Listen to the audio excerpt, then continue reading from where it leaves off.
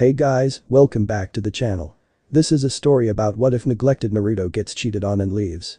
Before I start, please support for more amazing content and do consider subscribing to my channel and share this video with your friends. This is written by stilldeluded and link in the description and support writer. Let's start the video. You're weak. I had failed to bring Sasuke back and now he belonged to Orochimaru. Without me, you are nothing. It was true, without Kyuubi I could never have achieved anything. I would have been killed by Haku back in the land of the waves, or Orochimaru in the forest of death, or Gaara, and I definitely wouldn't have stood a chance against Sasuke not alone. All of my achievements belong to the fox. And I can't stand it. But how can I make myself stronger? You will never get stronger, not here. I could agree with that. That was the purpose of the training trip I am going to take with Hiro-sanin. Yes, loads to learn. Was that sarcasm? The sage will teach you nothing. Nothing you will want to learn. What would he teach that I would be so unwilling to learn? Naive human, he will teach you to draw more power. That doesn't sound so bad. From me. Why? Why does everything always have to come back to the Kyuubi? For once I would just like for everyone to trust in my own power. Slowly, 13-year-old Naruto Uzumaki opened his eyes to the new day. The light reflecting from the sun hitting the window was the only thing his gaze met. He quenched his eyes groggily before throwing his bandaged hand to cover them. Another dream. It seemed as though these thoughts were frequenting his mind more and more these days. Whether it was from a feeling of lacking in his own abilities or not, the truth of the matter was that they were beginning to trouble him. Fuck. Another fucking high card. Naruto took a deep breath to calm himself as his roommate once again cursed the heavens at her extremely bad luck in whatever card game she was playing at the moment. Her name was Taiya, and she is the sole survivor of Orochimaru's elite guard. Apparently, she was picked up by Black Ops barely alive and brought back to the village for questioning. Healed just enough to keep her alive, but not enough to mend the broken bones in her body, which Ibiki Marino used to his advantage every night during her questioning. To be honest, Naruto just thought it was unjust torture. I mean, he knew that she helped Sasuke escape and knew she held a lot of information about the sound. But to re-break an already fractured ligament. To rip off her fingernails. Not even Naruto held enough of a grudge to say she deserved that. Yet he was growing to admire her faith with each day that went by. Ibiki had yet to break Taiya's resiliency. Night after night her painful screams shattered the room, but when it was all over Taiya simply spat at his boots and gave him the bird. Oi Dumbus. Get the fuck over here, I wanna play blackjack. Not being one to back down from a challenge, Naruto obliged half-heartedly as thoughts of his training trip with Hiro-sanin and of the dream continued to play through his mind. He wondered what would Hiro-sanin teach him. He needed to ask him when he got the chance. Tell him up front he didn't want anything to do with the damnable fox inside of him. Staying at 20. Just try to fucking beat that bitch. Naruto shrugged his shoulders before flipping over his later card and laughing as Taiya stood guffawed at his hand. Blackjack, Naruto laughed. Fuck you. After a quick checkup from Shizune, a signature on a medical release form, and a lucky bastard from Taiya, Naruto Uzumaki was deemed a healthy boy, ready to walk the streets of Konoha once again. The streets, as usual, were bustling with hundreds of villagers going around the various marketplaces trading coin for food, appliances, etc. Naruto couldn't help the smile that came across his face. These were the people he wished to protect with every fiber of his being. He watched their smiling faces admiringly as they interacted with one another, making their necessary transactions with the local vendors. The smile on Naruto's face only widened as he turned the corner and pulled back the flap to his favorite restaurant, Ichiraku Ramen. Oh, how he missed it. It had to have been at least 2 days since his last meal here. For Naruto, that was considered an unfaithful act. Gucci Ichiraku submitted him to a small interrogation before finally deciding that Naruto had a legitimate excuse for his absence. As he finished up his 5th bowl, the flap was opened yet again to reveal Ino Yamanaka walking into the ramen stand. This act of God alone made Naruto spit out half the ramen he was chewing. Ino, when did you start eating here? Naruto asked in shock as ramen giblets showered all over Aim Ichiraku, who made a disgusted look before going to wash her face off. Ino looked around embarrassedly before replying with a slim layer of disgust. Ugh, no. Chaoji asked me to grab him some. Honestly, you'd think that he'd be full after the 3 helpings of hospital food. Chaoji's awake? Naruto asked again in a surprised tone. Ino nodded. Yeah, he asked that either me or Shikamaru go get him something, and you know how Shikamaru. Naruto toned her out and just kind of nodded while he formulated his own plan in his head. He had acquired a nice amount of money from his last mission, even if it did end in failure, they did manage to take out 4 people listed in the bingo book, after all, and he felt like he needed to do something nice for everybody. And then I decided that ramen was probably the best thing to get, since it's cheaper than barbeque, Ino continued until she noticed Naruto's blank look. Hey, are you listening to me? She asked angrily. Naruto, upon hearing her, finally found the ability to snap out of his reverie at this and decided a change in conversation was needed fast. "Hey, I got an idea. Let's bring raiment to everyone we know that's still in the hospital." Ino looked at him like he was insane before a wicked scheme cooked up in her head. "Alright Naruto-kun, but only if you'll help me pay for Chaoji's tab." Naruto blinked before blushing. "Alright Ino, but only if you promise never to call me Naruto-kun again. That was just anyway, sure." Ino smiled happily. She liked it when she got her way. The Konoha's secret delivery service was in effect. There was no way that Naruto and Ino could hide 10 boxed lunches from all the nurses that worked in the hospital. The nurses were insanely strict about the proper diet for their patients. So in a very ninja-like fashion, Naruto and Ino found themselves jumping sneakily onto the hospital roof and taking the stairs down into the hospital corridors. "Coast is clear on the 3rd floor. Anybody we know down there?" Naruto asked as he carefully, but barely, balanced 8 raiment boxes under his arms. Ino had gone in earlier and worked her magic on a male nurse. While he was distracted, she secretly had stolen the hospital registry from under his nose. Naruto wouldn't admit it out loud, but Ino was a very manipulative girl. "Doesn't look like it," Ino stated with 2 boxes held securely under her arm and against her hip while checking the registry that was held in her other hand. "Kiba and Niji are on the 2nd floor and Chaoji's on the 1st. Naruto nodded and led the way to the 2nd floor. With the coast clear, the 2 shinobi made their way to Niji's room. Unfortunately, he was asleep, so they were forced to set the box not too far away from the bed and leave. Checking once again that no nurse was roaming, they made their way to Kiba's room, who was throwing a rubber ball against the opposite wall and catching it on the return bounce. "Hey," Kiba said with a hint of boredom. Soon the loving smell of ramen introduced itself very merrily to his nose. His stomach churned with hunger. "You hungry, flea bag?" Naruto laughed, much to Kiba's annoyance. "Oh come on," Kiba growled, "don't tell me you came to tempt me with food and then leave. Do you have any idea how inedible some of this crap is?" Kiba begged before asking. As if to prove his point, Kiba threw a bread roll at the wall. To Naruto's and Ino's surprise, the roll put a dent in the wall before falling to the ground. Even Akamaru wouldn't touch it. Kiba went on attempting to prove his point further, but Ino seemed to already have enough of his complaining. "Alright. We get it." Ino yelled before setting down her pile for Kiba to eat. "Come on Naruto, we still have 7 more we have to get to Chaoji." "Hey Ino, do you mind giving me a..." It was too late as she had already stormed off back down the hall. "Hand. She totally left you out to dry," Kiba smirked. "But I've gotta say, you and her seem to be off to a nice start." Naruto blushed out of embarrassment. No. She's not, I don't even like her like that," Naruto declared before rushing out of the room. "Aha," Kiba drawled before slipping some noodles into his mouth. "Whatever you say." "Stupid Kiba team going and saying a bunch of crap," Naruto vented as he closed in on Chaoji's room. Upon entering Chaoji's room, Naruto's face went bug-eyed. Hundreds upon thousands of bowls of food were littering the ground by the second. A nurse that hurried in behind him would have knocked Naruto off balance if he hadn't sidestepped her at the last second. They were coming in back and forth trying to clean up the littered dishes, but for the most part it was in vain, since there were 2 times as many nurses rushing in with food that Chaoji was ordering through the intercom. If there was one thing he could learn by just looking, it was that you should never leave an Akimichi chakra depleted. Honestly, Chaoji. Restraint. Restraint. Ever heard of the word? Ino raved while Chaoji downed 2 more meals. "But Ino, I'm hungry, and Shikamaru said the best way to get all my chakra back was to get a full stomach." Chaoji whined. "Ugh." Ino raged, "When I get my hands on Shikamaru, where is he anyway?" As if to answer the question, a hand shot out of a pile of bowls that were stacked up in the corner. This only seemed to add on to Ino's temper. "Grr. Shikamaru. You were supposed to make sure he kept himself in check. That last nurse was crying with all the dishes she was carrying away. And what are you doing underneath all that garbage?" Shikamaru simply shrugged. Chaoji just kept eating, and it was too troublesome to stop him. "So why were you under the garbage?" Ino exclaimed out of irritation. "Too troublesome." This response just seemed to invoke an even more irritated response from Ino, as now she was pulling on her hair while gritting her teeth. "I just can't take it. Why did I have to get such an annoying team?" she screamed before storming out the door. "Troublesome woman," Shikamaru sighed as Naruto handed 4 boxes to Chaoji, who took them greedily. Naruto gave a hesitated laugh, hoping Ino wasn't right outside the door for the sake of the lazy chunin. "Here.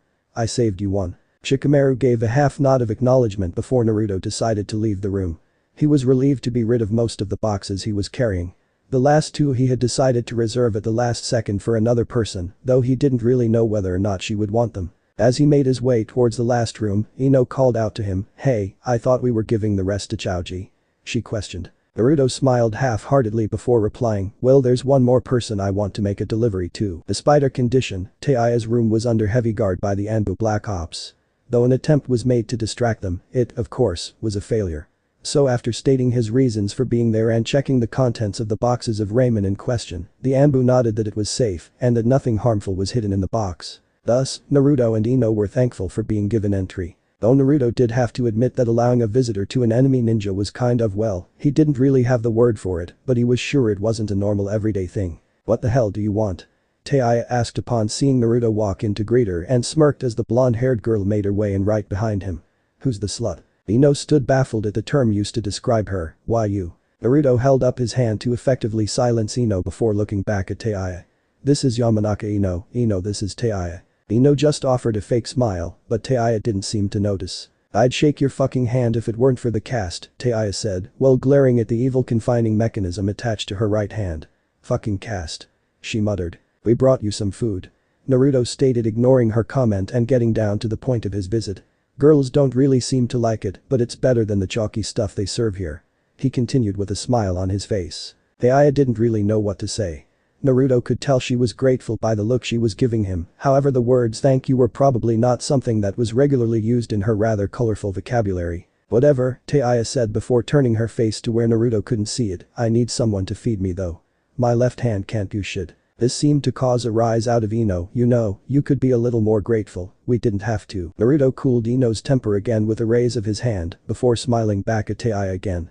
I think maybe I can handle that. The room was swept over with silence as Naruto fed Taiya. Spoonful by spoonful the first ramen bowl slowly but steadily emptied out. As Naruto went to grab the second box, Taiya stopped him. That's enough. She stated quieter than usual. Naruto would have protested had Ino not stopped him with her own question that had been bugging her. I've never seen you around before. Are you new to the village or something? Naruto wasn't going to lie to himself. The question scared him. How would Ino react knowing that Taiya was one of the sound ninjas that helped Sasuke escape? TCH. I wouldn't even be here if it wasn't for those damned Anbu bringing me in. I wish I would have just fucking died when that tree crushed me. Taiya replied somberly. Honest to God, your village is such a shithole, not as big a shithole as my shithole, but a shithole nonetheless. Why do you say that? Naruto asked while bearing the insults to his village. Taiya paused at the question and looked Naruto straight in the eyes. Her eyes were empty of any life they may have once held, void of all emotion. This look she was giving was nothing but the honest truth. A bitter smile slowly formed on her lips as she began speaking. Feeble-minded fool. You really think this place is amazing, don't you? It's not. You aren't even allowed to leave this shithole unless you are on a mission. If you do, you're automatically marked a traitor. Hell, I bet the only reason that shadow bastard was ordered to retrieve Sasuke was because he's the last of his precious little clan. Normally your village would just have fucking killed him on sight for such a betrayal. Taiya's words were replaying slowly inside Naruto's head. He couldn't think of any moment where a ninja had left the village outside of a mission. Nor did he have a proper rebuttal that could falsify Taiya's opinions. What would have happened if he had brought back Sasuke? Naruto had never really thought about it, but he knew he would probably face some severe punishment. Also, this place is renowned for some of the most famous ninja, and yet they teach their students jack shit. Sharingan Kakashi probably knows over 1,000 fucking jutsus, and yet how many has he actually taught you? Hardly any, if any at all. Even Sasuke had noticed this. Was this why he left? Naruto's dream was slowly resurfacing to his mind. You're weak. You will never get stronger, not here. All of his thoughts, all of his fears, they were being reassured once again with each breath Taiya took. More words were spoken, and for the first time, Naruto began to realize something. This village wasn't perfect. But what really fucking pisses me off is your sense of justice, Taiya drawled on. You assume as though every little thing you do is the right thing, and then piss on other countries for having different beliefs. Seriously, have you ever fucking wondered how the Great Wars started? She asked. It began with a grudge between two countries, and then two political leaders from those countries ended up arguing over their religious outlooks. Then boom, fucking war breaks out, leaving families separated and lives destroyed. All because the shit hit the fan between two fat-assed politics. Naruto didn't really know what to say to that, but judging by the loneliness that reflected within Taiya's eyes, he could tell that part of her own life story was hidden within her words. The room was silent for quite a while. Even Ino didn't really seem to know what to say to any of the things being said. Naruto had never really looked at the world as a whole. It was a whole new experience for him. So if Konoha is so corrupt, why are we considered the greatest nation? Ino asked, genuinely confused. TCH. Taiya rolled her eyes. Is that what they teach you in your fucking academies? How great you are. Big fucking deal. So you've won all the wars you've ever been in and killed the greatest demon in the whole fucking land. I'll admit you've got a pretty tight army of elite ninjas with bloodlines and shit, but the truth is it's made you arrogant and cocky. The whole fucking world is just begging to see Konoha get blown to hell after their cockiness makes them bite off a little more than they can chew. Ino couldn't hold the scoff back from the vulgarity of Taiya's vocabulary. But Taiya didn't seem to notice or maybe care and continued with her little lecture. I mean seriously, come on, why the hell do you think the Sand betrayed their alliance with the Leaf in the first place? She asked sarcastically. You're too fucking arrogant for your own good. Thinking you're above everyone else. Thinking you can just sadistically do whatever the fuck you want to get what you want. Like gods or some shit, it just fucking sickens me. Naruto wasn't the brightest guy around the block, but he knew the difference between being aggravated and upset. Whether she wanted to believe it or not, she was reaching her breaking point. Ibiki was getting closer to attaining the information he needed. The only feeling Naruto had left over Taiya's predicament was disgust. He wished that he could help her, but for now he felt that he needed to leave. Taiya needed some time to herself. Stay strong. Naruto nodded while motioning Ino to follow him. Ino nodded respectfully as well before turning and leaving behind Naruto. The two walked in silence out of the hospital and further down the streets of Konoha together. During their time within the hospital, the evening had begun to sink in. The sunset was dimly keeping the world alight from the past down narrow alleys, taking shortcuts until finally they found themselves outside of Ino's residence. By that time the world had now finally faded to black. Naruto managed a half smile and a nod of acknowledgement to Ino in the darkness before turning in the direction of his own home. Naruto. Ino called, chasing him down. Listen about what Taiya said. It was dark, but Naruto could tell that Ino didn't want to be talking about this anywhere out in the open. For that matter, neither did Naruto. Let's take this ramen back to my place and heat it up.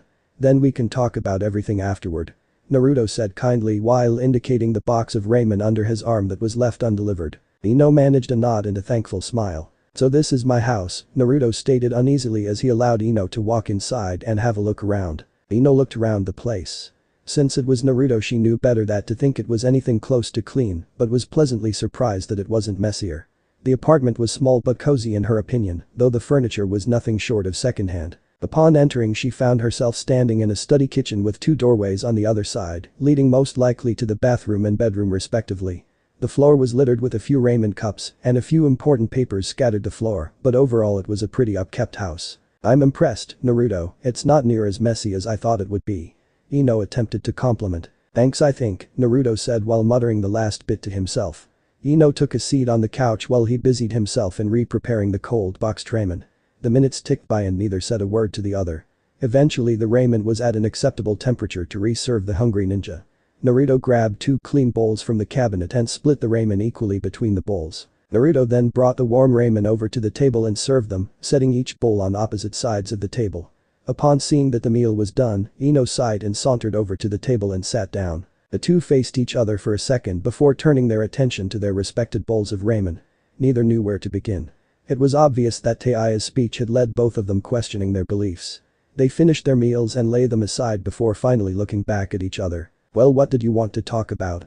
Naruto sighed, deciding that was the best place to start, even though he already knew the answer to the question. Taiya-san, she's an enemy ninja, isn't she? Ino asked cautiously. Naruto simply nodded.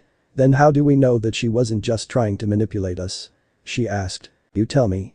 You're the mind reader after all, Naruto stated as Ino looked down quietly, trying to sort her head out. I haven't known her long, but Taiya isn't a bad person. She's grown up like me.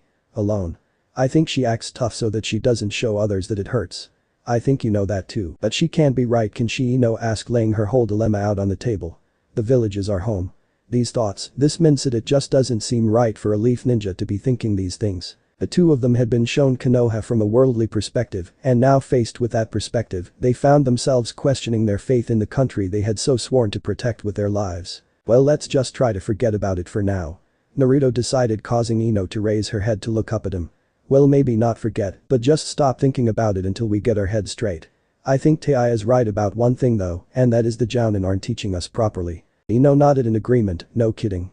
Every time I try to ask Asuma-sensei to train us, we always end up at either the barbecue place or on the shogi board. It's so annoying. Troublesome. Naruto grinned, which caused Ino to lean over the table and smack the back of his head. Don't you dare pull a Shikamaru on me right now, Ino glared before softly smiling at the knuckle-headed ninja. Alright. Geez, why do girls always have to get violent around me? Naruto questioned to the heavens, which somehow caused Ino to laugh. It's because you're a baka.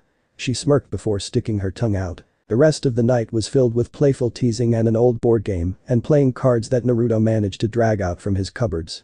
Naruto was under the suspicion that Ino was cheating by looking at the answers inside his head, but when he called her on it, well, it just didn't ever get either of them anywhere. Well, Ino sighed, it's getting pretty late and I bet my parents are worried sick by now. Naruto nodded as he walked her to the door of his apartment. You want me to walk you home or anything? He asked kindly. This caused Ino to blush innocently before replying, no, that's okay. I can take care of myself. Naruto nodded as goodbyes were exchanged and Ino walked away into the night silently. An instant thought came to Naruto's mind, however, which caused him to have to chase her down. Ino. Naruto yelled, calling her attention back to him. Hey, since we both have lazy senseis, I was wondering if you'd like to train with me sometime. Ino seemed to perk up. Hey, that's a great idea. Just be ready, because I'm not holding anything back. With a quick smile and a wink, she turned around and took off down the path towards her house, leaving Naruto to bask in the glory of Ino's cuteness. Naruto had never really paid attention to Ino before today, but he knew one thing for sure about her: she sure was fun to be around. As these thoughts drifted in and out of his head, he made his way up the stairs to his apartment once again. A sudden chill crawled down his spine as a sudden breeze bristled by him. Upon opening the door to his apartment, a sight befell his eyes that sent him into a stupor. What the? Hiro-sen, Naruto yelled. Indeed, the pervy toad sage was lying on his couch mumbling to himself in a drunken stupor about his latest escapades that would help in bringing about the sequel in his Icha series. Boy, hey Naruto. Bring me your finest sake. You'll never believe what happened to me. Jiraiya slurred. For some strange reason, his drunkenness seemed to make him forget the fact that there was no way that Naruto would even get a hold of a bottle of sake. But then again, it was the pervy sage speaking, and she was like, I'm gonna kill you, and she brought me close to her chest and hugged me. I was so taken by her compassion that all the air left my body. Jiraiya laughed heartily at recounting the tale. Naruto just sat there looking at him dumbly. Hiro-sen, and I think she was probably strangling you, Naruto commented at the sage's moment of mental retardation. Jiraiya looked at Naruto for a second before he started laughing heartily. Of course. Genius, Naruto. That's the exact kind of eroticism I need in my book at the moment. He yipped happily as he took out a pocket notebook to write down this new idea. I knew you wouldn't let me down. Our training trip is going to be a blast. I'll show you all the arts of seduction. And Jiraiya continued his ramblings as a guilty look began adorning Naruto's features. Taiya's word about the sensei's not teaching properly. His dream about Jiraiya training him in a way he didn't want to be trained. His promise to start training with Ino. Hey Jiraiya, I was wondering, can we hold off on the training trip for a little while longer? Naruto asked cautiously. Jiraiya seemed to sober up fairly quickly from the question, or maybe he was never actually drunk at all. Why not? He asked curiously. Is there something you're worried about? Well, a lot's been going on, Naruto said quietly as he tried to find the words that could properly express his emotions. I just need some time to think about everything. And you can't do this during the trip? Jiraiya inquired. Naruto didn't really have an answer to that question that wouldn't get him into hot water, so instead decided on a half-truth. Well, I promised somebody that I'd train with her for a little while. And with her? Jiraiya grinned wide like a Cheshire cat. Well, why didn't you say so sooner? Who's the girl? When are you getting married? Have you done the dirty yet? When's the baby due? All these questions were coming straight from out of nowhere, and each one was a little more embarrassing than the next, though he couldn't say for sure he knew what doing the dirty was yet. It had to be embarrassing if it came from Hiro-sen's mouth. Alright Hiro-sen, shut up, Naruto said with aggravation. It's not even like that, we're just friends with lazy, or in your case pervy teachers, and thought we'd do a little training to get stronger. Jiraiya just nodded in a way that told Naruto that he was still thinking something perverted. Okay, if you say so. Anyway, I gotta go. I don't even know how I got here. He laughed. Naruto's sweat dropped. With any luck, hopefully you'll have completely forgotten this crap by morning. Ah, that crap about not remembering stuff after being drunk is crap. Don't let somebody preach you that stuff, Jiraiya slurred happily. Whatever you say, Hiro-sen, Naruto sighed as he watched him walk out the door. Whatever you say. The day had been a taxing one filled with lots of things to think about, and as Naruto lay on his bed, he let all the ordeals of the day wash over him. Checked out of the hospital, bought ramen for all my friends, discussed worldly views of the village, became friends with Ino, and had a conversation with a drunken Jiraiya. All in all, a pretty productive day. With those thoughts crossing his mind, his eyes swayed shut as the Sandman, not Gaara, slowly ushered him into a deep sleep. From outside Naruto's apartment, Jiraiya watched the boy carefully while making every observation possible about Naruto's demeanor. I think you take me for granted, kid, Jiraiya sighed. I don't know what would make you want to cancel your own training trip, but I will make sure to find out. But that said, Jiraiya left the young blonde to pleasant dreams. It was raining today. The soft and wet raindrops splashed down onto this cold and unforgiving world yet again. 2 people had lost their lives in this rain. An Anbu from an enemy village bled out onto the cold wet grass as a shinobi mercifully put him to rest. A sickly middle-aged visitor had collapsed on his way to the village. He knew he was dying, and his last request of the world was that he could ask forgiveness from his estranged daughter. The world mercilessly denied his request. Nobody in Konoha cared that these 2 men lost their lives to the rain. The government would cover up the enemy Anbu's death, and the middle-aged visitor was someone unknown to the village. They would cremate them and scatter their ashes to the wind. Both would be gone without a trace. And to everyone else it was nothing more than a simple rainy day. The pitter-patter of the rain fell forlornly and impacted against Naruto's window as Naruto himself groggily glared outside. "I hate rainy days," Naruto groaned before throwing the sheets back over his body and smothering his face in his pillow. As if to spite him, a knock came to his door to stop him from returning to his sleep. He pushed himself out of bed and flicked lights on as he passed by them before inevitably trudging towards and answering the door. Kiba stood there surprisingly as he gave a short mock salute. He didn't know what was weirder. The fact that Kiba was knocking on his door or that Kiba wasn't wearing his trademark jacket. "I wake you up?" Kiba asked upon seeing the young blonde answer the door in nothing but his necklace and boxers. "Never mind that. What are you doing here? And why are you out of the hospital?"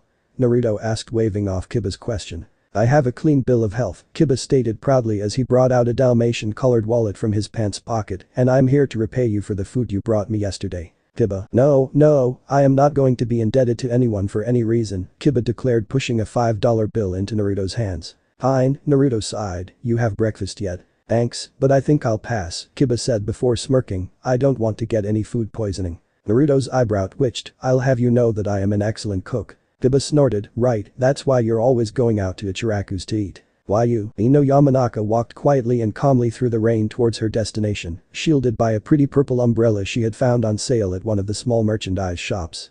She carried with her a satchel filled with books she had grabbed from the local bookstore on various ninjutsu, jinjutsu, and taijutsu techniques. She hummed a happy little tune as she skipped along her merry way until she found herself in front of a small apartment complex. As she climbed the steps towards the 2nd floor, an argument could be overheard between 2 people outside.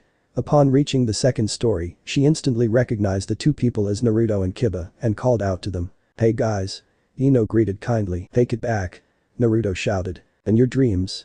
Kiba yelled before sticking out his tongue in a very childlike manner. Time seemed to go in slow motion for Ino as Naruto suddenly tackled Kiba towards the stairs.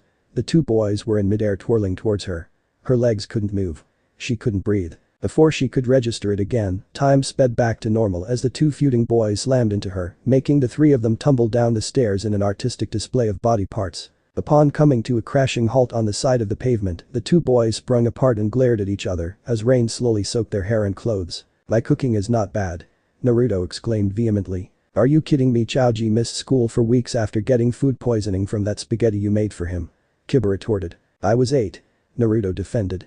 "And he had a big bowl of peanut butter before that. What does that have to do with anything?" "Peanut butter has been having cases of food poisoning lately." "Yeah, lately. But not 5 years ago." Kiba exclaimed. All of a sudden, an icy chill ran down both boys' spines. They didn't know where it was coming from, but the murderous intention was permeating the air. They whirled around to see the most demonic sight that they had ever seen in their entire lives. An enraged Yamanaka. "Ino, calm down." Naruto replied gently. "Ino, what are you making that hand sign for?" Kiba asked worriedly. "Ino, let's talk about this." Naruto begged. "Naruto, do something." Kiba whined. "You do something." Naruto cried. "I can't. My mom says I shouldn't hit girls." Kiba whimpered. Ino pounced and for a split second, the devil descended. "Ooh." The duo screamed. Ino finally breathed a breath of relaxation as she dragged the bloody, bruised, and beaten boys back into Naruto's room. "She's the devil. There's no other explanation," Kiba whispered quietly, to which Naruto nodded emphatically. "The monster," Naruto agreed. "I am never leaving the house without a cup again. Stop reminding me. It redoubles the pain." Kiba groaned as he pushed his way steadily towards Naruto's couch. "Naruto." Ino called out from the other room. In an instant Naruto hopped the couch and slid to halt on hands and knees in front of her, so fast it caused her to yelp and defend herself. "Yes, Yamanaka-sama," Naruto replied, bowing his head down. Ino rolled her eyes. "Where do you keep your dry clothes? I need something to change into since you 2 knocked me down." "Top drawer of the dresser," Naruto replied hurriedly so he wouldn't displease her. "Thanks," Ino smiled, and Naruto. "Yes, Yamanaka-sama?"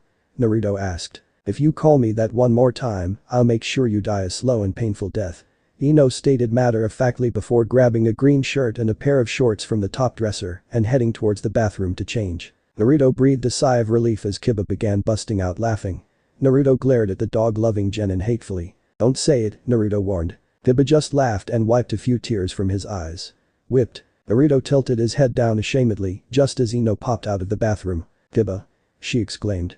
"Get your wet clothes off of the couch and grab some dry clothes from Naruto's drawer." "Yes ma'am," Kiba replied quickly and rushed into Naruto's room for a pair of clean clothes.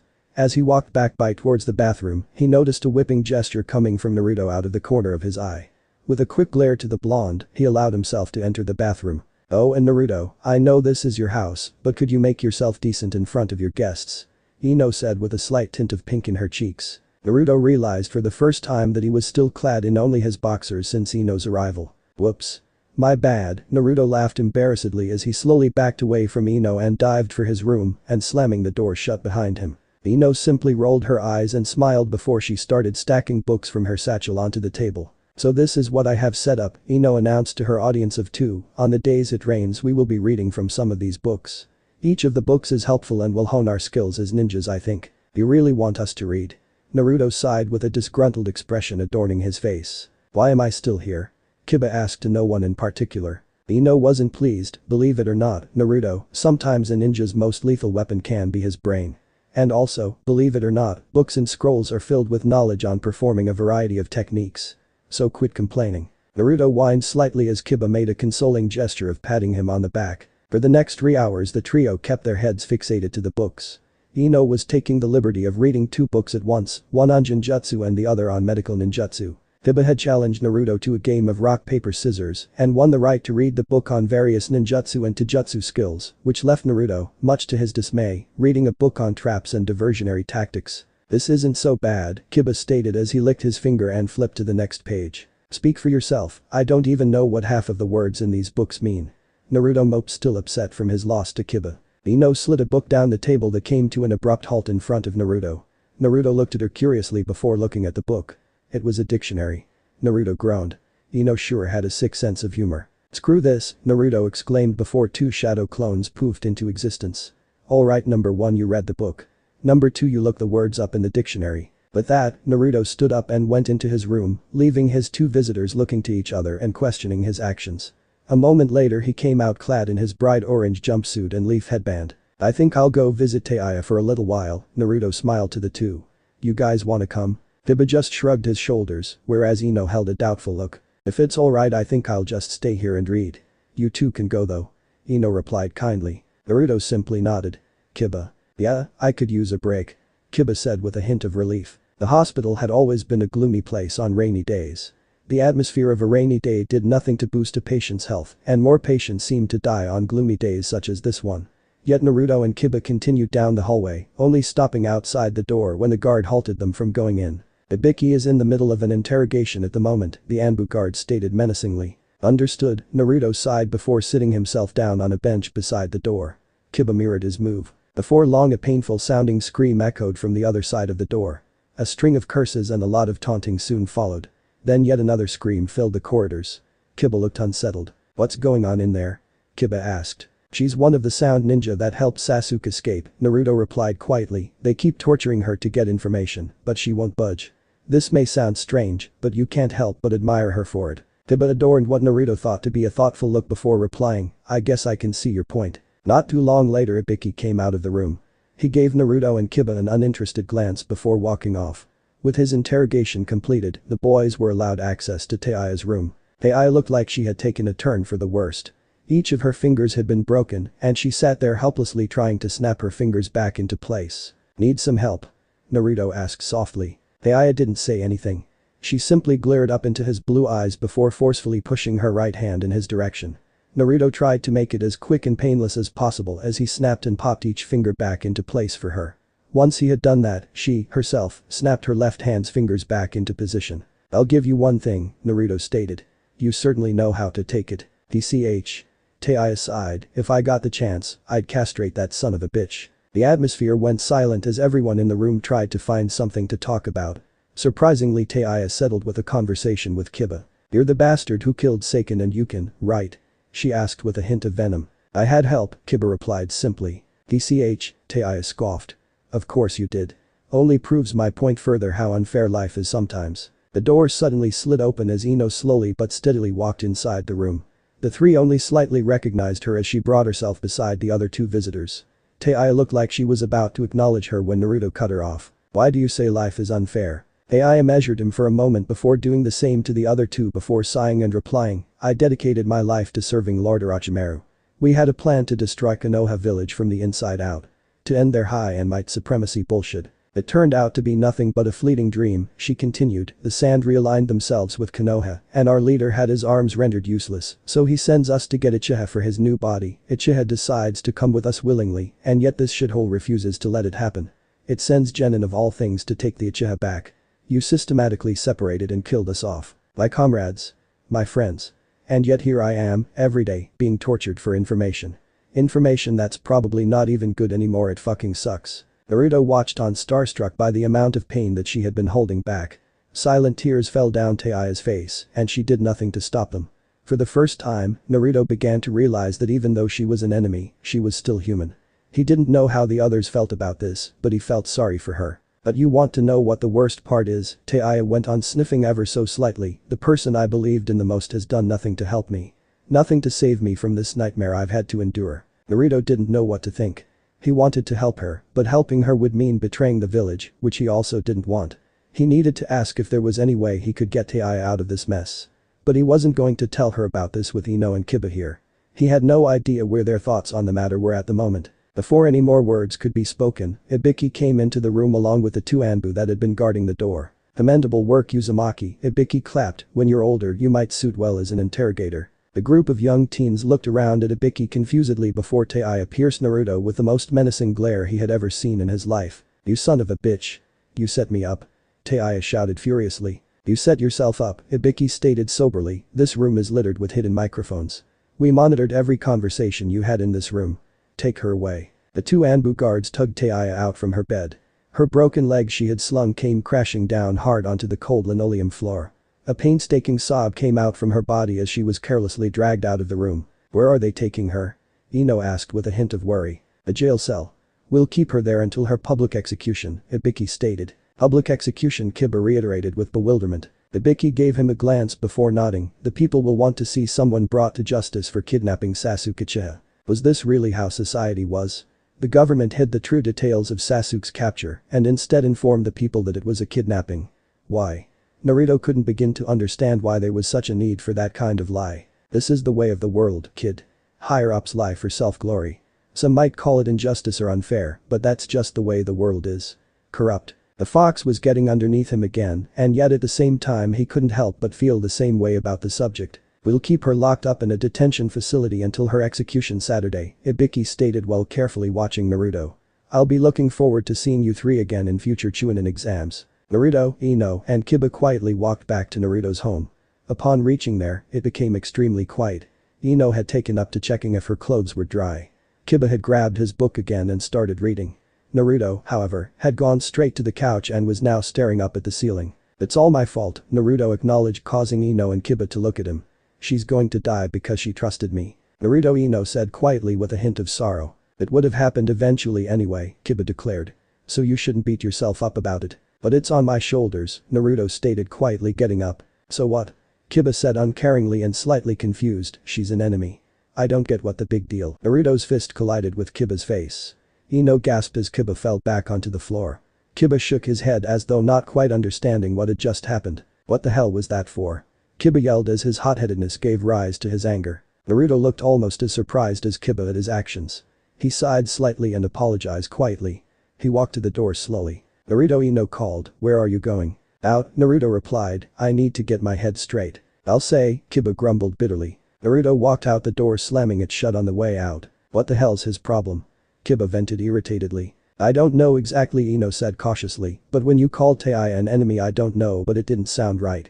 I can't really explain it. Kiba gave a bewildered look to the Yamanaka, you're both nuts. Ino began placing books back into her satchel quietly before taking her clothes off the clothesline she'd hung up inside. To be honest, it has something to do with what Taiya told us about life outside of Konoha. Kiba just shook his head back and forth, rubbing the bridge of his nose while massaging his eyes. I honestly don't want to think about this. Ino nodded understandingly, neither do I. But if you want to know what's going through our heads, then you should talk to Taya. She had everything put in her satchel and now grabbed her purple umbrella by the door. Anyway, I've gotta go. My parents will flip out if I'm not home for my shift at the flower shop. But that said, Ino left the Uzumaki residence, leaving Kiba billowing with the confusing words of two of his fellow comrades. I don't get it, I don't understand at all. And with that said, Kiba snagged his clothes from earlier off the clothesline and vehemently slammed the door of the apartment closed. The ever-real reality continually waged war inside his mind. In such a world as this one, why is there only loss and never gain? It was a question he had pondered once before while still young but never given much thought. After all, at the time he was a child. Naruto sighed as he flopped down to the ground and laid his back against a brick wall, watching and contemplating as the tiny raindrops fell and splashed harmlessly onto the earth and himself. He often went to the top of the Hokage's mountain to pay respect, but tonight he sat alone in a dank alleyway, just begging for an answer to the looming question stationed inside his head. What is right and what is wrong? Naruto spoke aloud with only the passing Soa rat as his audience. He didn't know anymore. How could life be so unfair for one person and considered justice for another? He wasn't sure of much of anything anymore. Taya was someone he had unintentionally began looking toward for advice, and now, because he looked toward her, she lies in a guarded jail cell awaiting a public execution. She doesn't deserve to die. Naruto yelled, slamming his fist down angrily, unintentionally crushing the passing Soa rat under his fist. She had been doing a duty for her country. For her leader. Why? Why should she be punished? It wasn't her fault she grew up amongst the sound. Nothing makes sense anymore, Naruto sighed as he let the falling rain comfort him into a silent slumber. The prison cells that normally remained quiet were now playing host to the young sound ninja, Taya. She stood shakily on broken legs chained to the wall by her hands from the ceiling. Even through all the torment she kept her attitude. Hey Dumbus, Taya called out to the Anbu outside her cell. The Anbu looked toward her in a cold demeanor. If you're going to fucking kill me, make sure to put my corpse in the ground.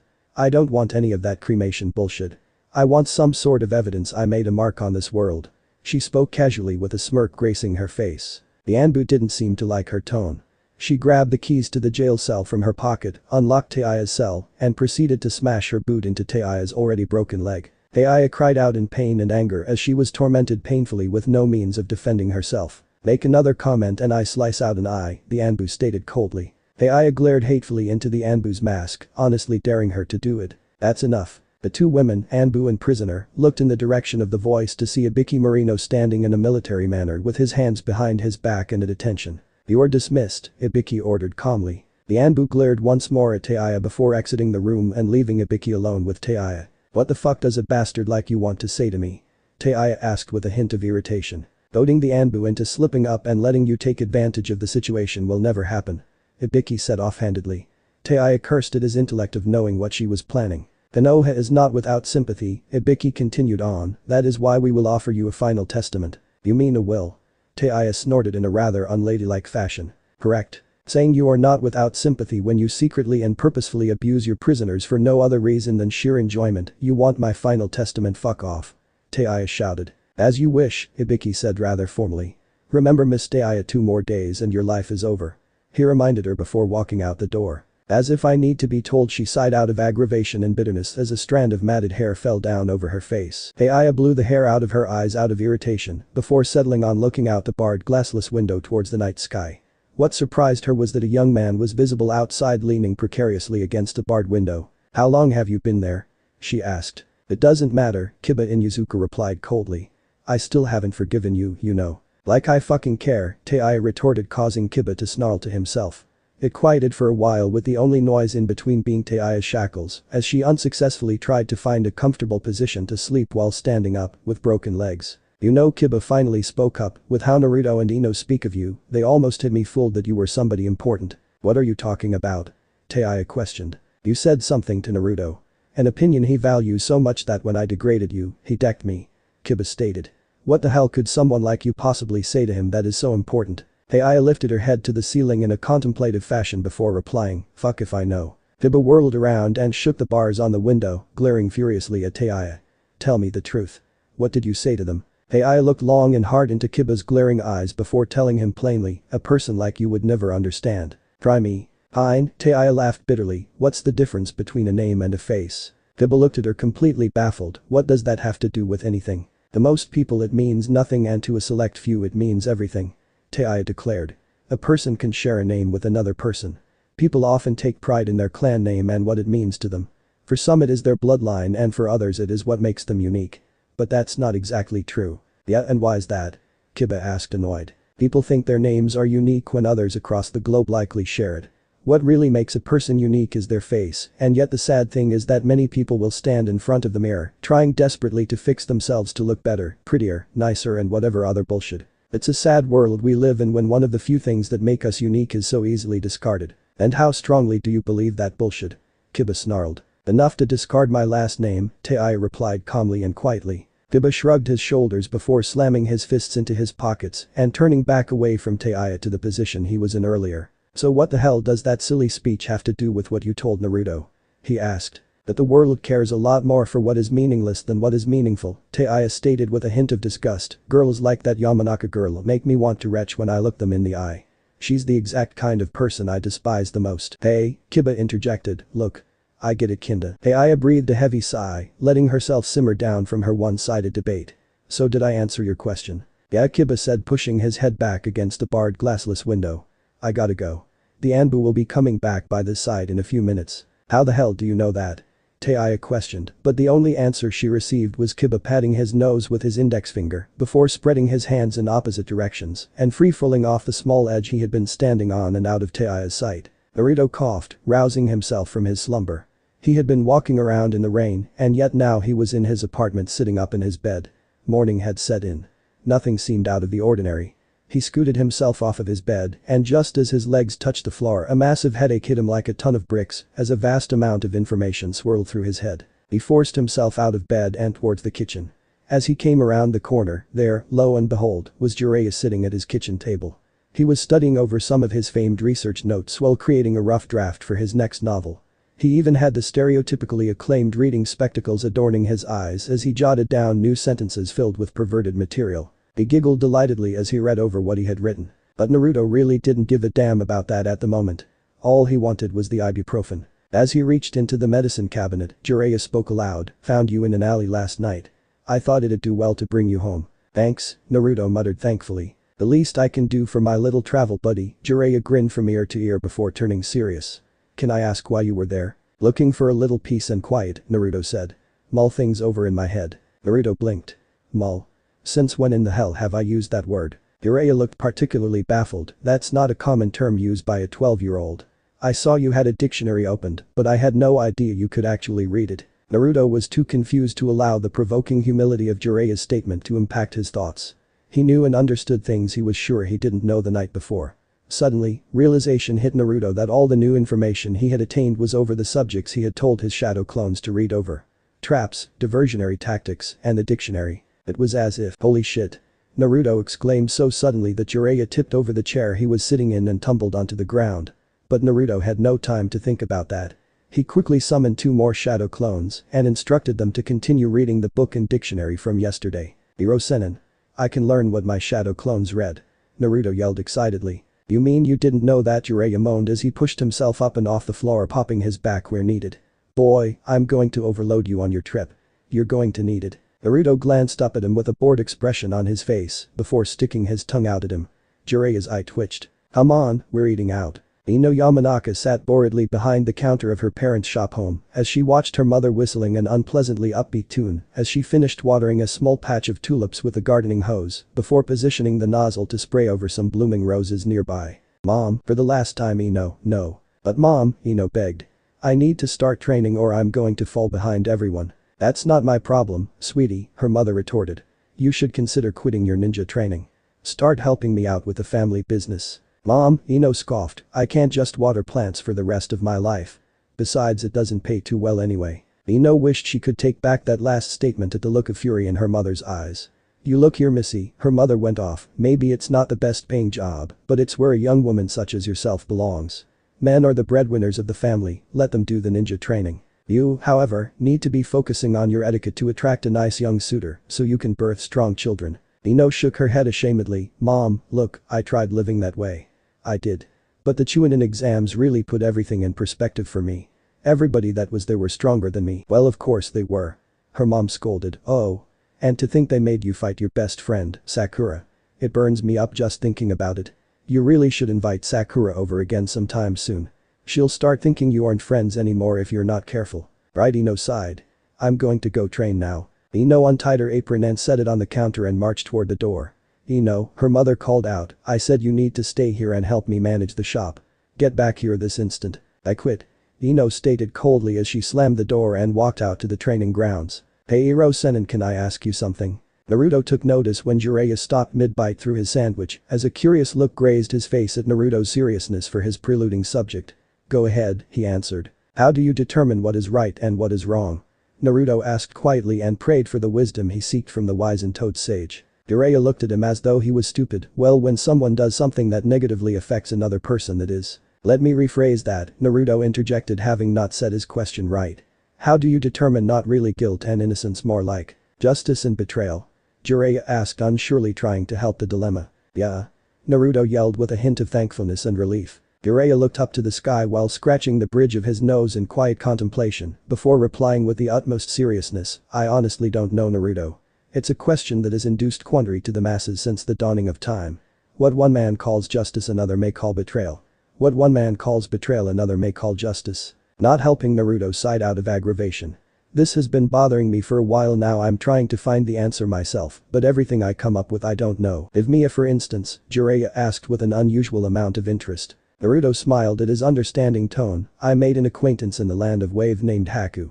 He told me his story about his past and why he came around to protecting an enemy ninja that he was sided with, and I understood why he sided with that ninja. I understood his justice. Even though I wanted to kill him for having nearly killed Sasuke, I couldn't deem him treacherous or villainous. Continue, Jiraiya provoked. Not too long after that I met Gaara. He was a merciless killing machine. He could kill in the most barbaric ways imaginable with his power. I watched as he did all but dismember Lee without even flinching, and yet when he told me his story once again, I found myself understanding of his sense of justice. I couldn't find it in myself to call him a bad guy. Let it all out, Jiraiya pushed him onward. And then Sasuke, Naruto choked up a bit. He betrayed this village for power, and yet when he told me why he was doing it, I could understand his reasoning. It didn't seem like betrayal in my opinion.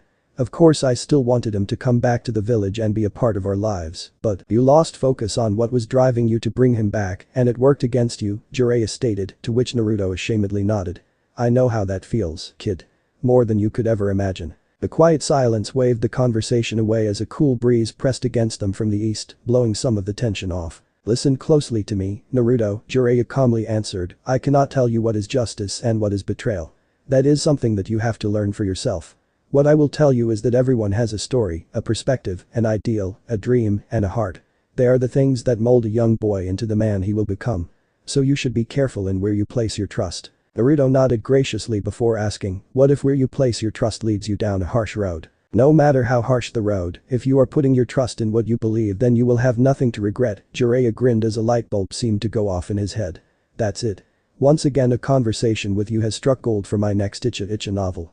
God bless you, boy. Naruto smiled happily for the first time since this whole episode of contemplation and confusion started. Finally, thankfully, he had come to a satisfactory conclusion to his problem. Thanks for the advice, Iro-senin. Naruto walked the serene path down by the training fields after his long talk with Jiraiya. He had hoped that he would be able to try out some of the different entrapment techniques he had learned from the book. The shadow clones he had reading the book had finished not too long after the end of his conversation and poofed out of existence, leaving Naruto with a massive headache and a new variety of techniques to try out.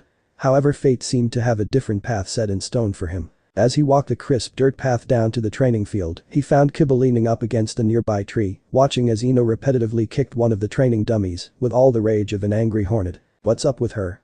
Naruto asked cautiously. Kiba shrugged his shoulders, been that way for the last couple of hours. I tried to leave, but she's pulling off some advanced stuff, so I've been jotting down some notes. Naruto looked down to see that Kiba indeed seemed to be writing and not just doodling like he figured he would be doing. So getting pointers from girls now, huh? He asked as a Cheshire grin adorned his face. Tell her and I'll kill you, Kiba threatened to no avail. However, Naruto surprisingly let the subject go. The two shifted into silence as they watched Ino plop down to the ground after a powerful 4-move combo broke the training dummy in half. Naruto and Kiba quickly ran over to make sure she was alright and ascertained she was fine as she shrugged off their help and pulled herself up from the ground. How long were you two watching me? She asked embarrassedly. Not too long, way too long. Ino chuckled at Naruto's and Kiba's tag-teamed answering of her question before Naruto began talking. Actually, I was hoping I would run into you both. Kiba and Ino looked at each other confusedly before looking back to Naruto and answering at the exact same time. Why? Naruto leaned in closely and formed a group huddle, wrapping his arms around Ino and Kiba. I'm going to bust AI out of prison. Ino's and Kiba's eyes widened in complete shock before Kiba spoke up. Good God, I knew you were called the unpredictable, knuckle-headed ninja, but what the hell are you thinking? Ino tagged in, shrieking in a quiet whispered voice. The village would consider that grounds for treason. If you were caught, you'd be executed alongside her. Then I won't get caught, Naruto declared grinning widely, probably causing Ino and Kiba to doubt his sanity. I know the risks, but Iro-Senin told me that only I can decide what grounds are for justice and betrayal. I want to make a world uncorrupted by politics. A world where we stand united under one ruler to put an end to the fighting, bloodshed, and oppression that dominates this cruel world. Naruto, I need help though, Naruto went on, I can't do this alone. I need her and I also need you too, so are you in? Definitely, Kiba replied immediately. Kiba? Ino looked at him shocked, wasn't it you who was against all of this yesterday? Kiba shrugged his shoulders. Things happen. Ino, Naruto goaded seriously. Come on, Ino. Ino grimaced a little bit as she stared deeply into Naruto's eyes. Almost as though she was looking for her answer deep inside his soul before she finally spoke softly and unsurely. Okay, good, Naruto sighed in relief. I've devised a plan, but it's tricky and I need you both to look it over. Make sure I didn't mess up anywhere. Ino and Kiba nodded. Let's go back to my place to get started on the details. With his plans coming to fruition, he mass-produced 50 shadow clones to begin training on the tactics he learned from the Traps and Diversionary Tactics book so that when the time came, he would be able to use them to the best of his abilities. He ushered Kiba and Ino to follow him towards his home, where they would begin devising all the tactics necessary for the prison break later that night. One thing was for certain. This would be no easy task. And their lives for Vermor would never be the same again. He stared fixatedly up at the gleaming white stars shining overhead as he synchronized private radio frequencies with his comrades beside him. He silently nodded a confirmation signal to begin the first stages of his plan. Ino and Kiba nodded back and split up in different directions. He understood that the village would brand them as traitors. His only hope was that one day the village might relabel his acts tonight justifiable after the dawning of his new regime. It wouldn't be easy, and he could honestly say that he had no goals for the moment, but for right now all he needed to do was focus on the adventure to come. The very thought of it had Naruto almost bursting at the seams with excitement. He scurried to position himself a block away from the facility Taiya was imprisoned. Kiba had already relayed him the information that she was on the 4th floor, south wall, and second cell from the right. They had all the information they needed. There was only one minor little hiccup. How do we escape after we get her out? Ino asked in a reserved tone. No. Guess we'll just fight our way out. Naruto asked looking to Kiba who nodded agreeably. Ino stood completely baffled. That's the most retarded idea I've ever heard in my life. Ino yelled, smacking the two of them upside the head. We're not dealing with a few little genin.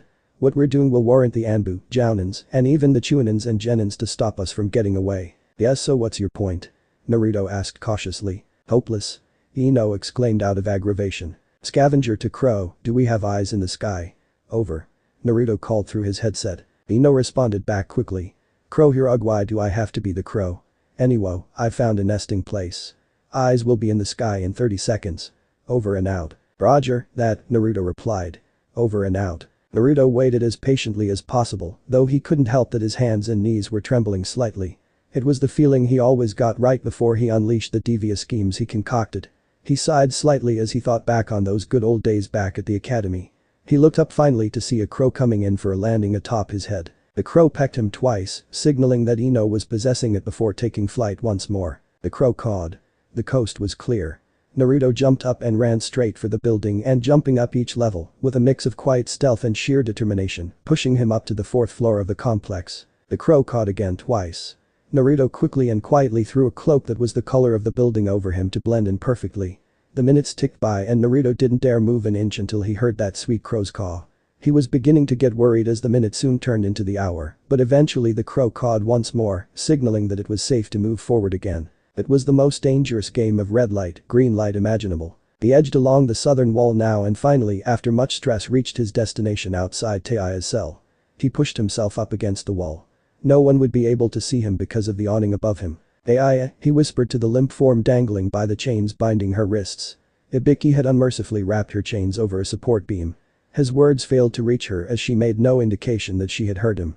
Her head remained lolled forward. If Naruto hadn't have known better he would have figured she was already PSST. Taya. Naruto whispered again, surely hoping to evoke a response. There was none. Naruto was beginning to panic as the crow fluttered in to rest on his shoulder. Seeing the situation, the crow slipped in between the bars and landed atop Taia's head. It pecked it once or twice, and Taia groaned out of irritants. "I'm not dead yet, you no good fucking piece of shit." Taia yelled, shaking her head wildly, causing the crow to topple before taking flight again. It flew out between the bars and looked at Naruto before pecking his hand 3 times. It was the sign that Ino was letting off the jutsu. "Played it like a professional," Naruto congratulated her. Not too long after he spoke, the crow toppled over dead. It had been overexerted by Ino's jutsu.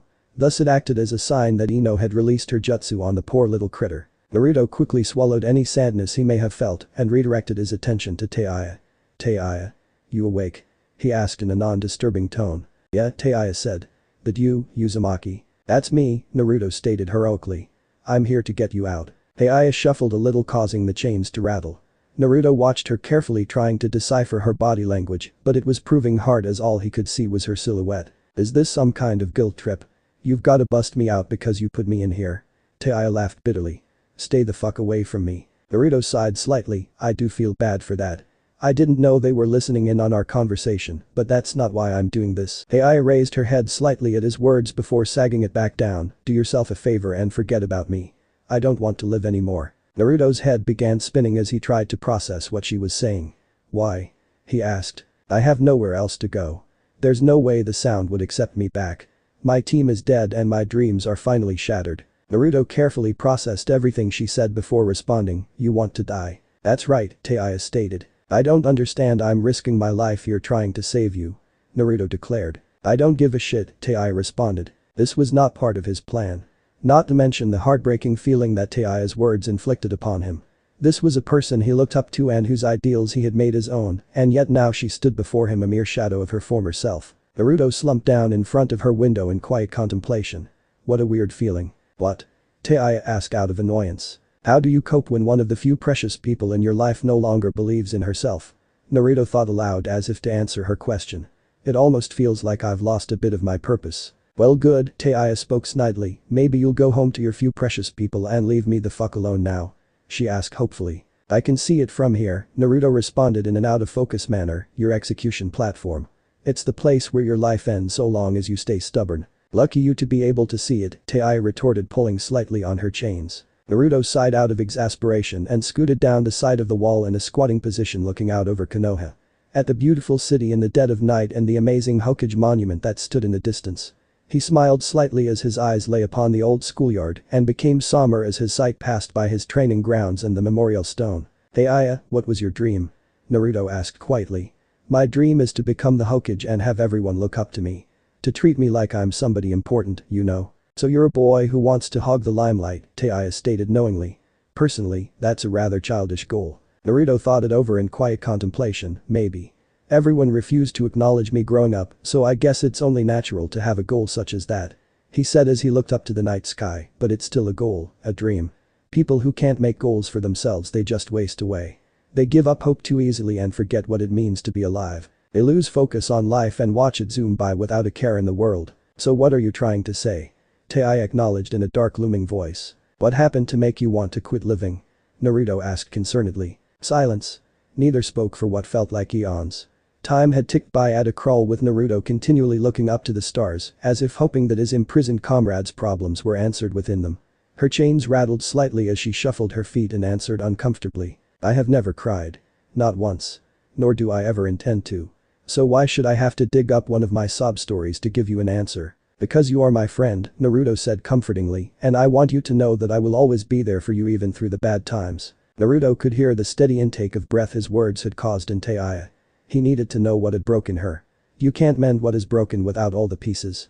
And although he was pushing for time, none of it seemed to be near as important as this conversation. "What the hell is with you?" Taia yelled. "What the fuck is so interesting about me? I'm your enemy. I helped your best friend betray the village you love. You're scum. A Konoha bastard. You don't care about anybody but your own. You have nothing to gain from this.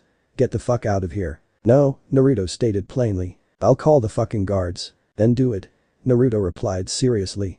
"Maybe then I can finally understand why you've given up on yourself." A small but shaky intake of breath could be heard from inside the jail. Naruto's eyes widened. She couldn't possibly. Guards? She screamed out desperately. Naruto's jaw dropped. What the hell? He yelled. You actually did it. He could hear it. The fast-paced footsteps of Konoha's Anbu Black Ops closing in at an alarming rate. Naruto narrowed his eyes and switched his radio back on and tuned it to all frequencies in his private party. We've been compromised. Follow through with the plan. Kiba, do it now. Naruto yelled into the mic. The issue ordered. A two-headed white dog emerged from out of nowhere in front of the Hokage monument before proceeding to impact the mountainside and causing a small avalanche. Naruto didn't have time to watch as the legendary heroes who protected the village crumbled and fell, smashing upon impact and crushing a few houses beneath them. Diversionary Tactics Basics Number 1, do something so unthinkable that your enemy will have to pause to look at it. Naruto charged up his Rasengan. The small ball of blue energy swirled around in his palm just long enough to stabilize before Naruto smashed it into the prison wall, blowing a huge hole within the southern wall. What the hell is going on? What are you doing? Don't tell me you. Oh, Taiya. The inner torment that had crushed her spirit seemed so obvious when laid before him. Naruto had never seen someone look less than human in his whole life. Taiya had told him that corruption breeds within politics, but he had never known to what extent. She hung chained by the wrists over an old wooden support beam, forced to stand up on her broken legs, as her arms were ripped slightly from their normal resting spot, most likely due to being stretched by the chains over a long period of time. That was not to mention the numerous scrapes, bruises and fractures that were noticeable all over her tattered body. But the most unbearable sight to see were the two carved-out holes that now inhabited her eye sockets. They had cut out her eyes. The anger and rage that passed through Naruto at that moment made it impossible not to unleash some of Kyuubi's chakra. The chakra flooded his body at an alarming rate as two tails quickly formed and the red aura of the fox radiated around him. He swung his claws at the chain, slicing them into and causing Taiya to fall to the floor. He continued the momentum of his swing and brought it back around to catch three Anbu that jumped into the hole, blasting them back with enough force to send them in the direction of the ruins of the Hokage monument. Dive into me. Naruto struggled desperately to retain control of himself. Dive into me. Get out of my head. Naruto yelled out of aggravation. You need me. Without me, you are nothing. I don't need you, Naruto screamed shakily as his whole body went into a spasm. Pieces of his flesh began ripping apart as he slowly started losing control. You need me. Let me take control. I thought I told you, you stupid fox, Naruto grunted painfully as his eyes glowed red. I want to do things my way, without you. His scream echoed throughout Konoha as he slowly fell to his knees coughing. His eyes lost their glow and returned back to their normal shade of blue as the aura around him slowly dissipated. He didn't have any more time to waste. He quickly bit his thumb and slammed the summoning jutsu into the ground. The foundation of the prison shook as Gamabunta was summoned on top of the prison. Naruto quickly grabbed onto Taiya, holding her tight to his body and being careful not to hurt her. He pumped chakra into his feet and sprung out the building just as it collapsed as Gamabunta came crashing down on top of it. Let me go. Taiya yelled as the two fell in midair. Let me go. Naruto chopped the back of her neck, knocking her unconscious. Sorry Taiya, I really can't handle any of that right now. They landed with a thud before Naruto leaped to his feet and broke into a run towards Gamabunta. On his left, Ino's body lay limp as Shikaku Nara carefully held in place over 30 Anbu and Jounin with a shadow possession jutsu. Nice one. Naruto called out to her. Ino possessing Shikaku's body nodded. Don't worry about the body, Kiba is on his way to pick it up. Naruto laughed lightheartedly as he blew past her and up Gamabunta's back. The old crack-addicted toad didn't look the slightest bit pleased at the moment. What is the meaning of all this, brat? The wizened toad yelled. This is in strict violation of the summoning contract. Sorry Bunta, no time to explain, we need to get out of here now. Naruto informed him loudly. I'm not budging until you tell me what the hell is going on and why I've been summoned against my village. The old toad replied stubbornly. I don't have time for this, Naruto yelled. The village wants to persecute someone innocent. Look at her and see for yourself the torment she has had to endure. The toad looked down to the young woman as if contemplating his decision of the situation. In Naruto's opinion, he was wasting valuable time. Kiba, with Akamaru on his shoulder and Ino in hands, landed beside him. We need to get out of here. Ino can't hold the jutsu much longer, Kiba said gravely. Until now. Naruto yelled. Naruto Uzumaki, the toad said his name as he slowly took out his sword. I hereby cancel your contract with the toads. From this day forward you are no longer allowed to summon me or any of my brethren. Naruto's eyes went wide as Gamabunta, with the expertise of a skilled swordsman, flicked them onto the top of his massive sized blade and glared deep into the depths of Naruto's eyes with all the hatred of a man that had personally been betrayed. Be gone. Before Naruto could get in a word in edgewise, Gamabunta swung his blade in an upward swinging motion with them still on it. Naruto and Kiba watched in horror as their feet gravitated off of the blade, and the team of four ascended into the air at an alarming fast rate over the horizon, to inevitably come crashing down to earth and meet a grisly fate. He opened his eyes for the first time in days, his head hurt, and he was pretty sure that at least one of his ribs was cracked. As he looked around his surroundings, three things became very clear in a heartbeat. He was alone. He had no clue where he was or where his friends were. He smelled like stinky tuna. Now the memories took a moment to flood back into his system so he could recall what exactly landed him in this predicament. He had visited a hospital with Ino and met a girl, Taiya, who found a way to convince him, Kiba, and Ino to betray their country to save her, and in a tragic turn of events, decided she didn't want to be saved and got his contract with the frogs revoked. Naruto is troubled. Okay, let's face it. Troubled was a word that couldn't even begin to describe the mental state of one Naruto Uzumaki. Oh no. Doubt is quite the devil. It makes you lose confidence in all your life choices. And for the first time he realized just how incredibly foolish he was for what he had done. Oh ho. You up, aincha? Naruto looked up bewildered to see an old man stoop down on a stool fixing the string on his fishing pole. This was also, strangely enough, the exact moment that Naruto realized that he was bedded inside what he presumed to be this old man's cabin. You and that there bonny lass that was with y'all be fine and dandy I reckon, the old man continued. Naruto looked at the man with a blank expression adorning his face, as he couldn't quite comprehend the diction or dialect of this old man. I'm sorry, Naruto apologized, but I have no clue what you just said. Well, don't that beat all, the old man scoffed, the boy speaks. A miracle must be working up there in them heavens after all. Naruto pulled the covers off his body and made to get up.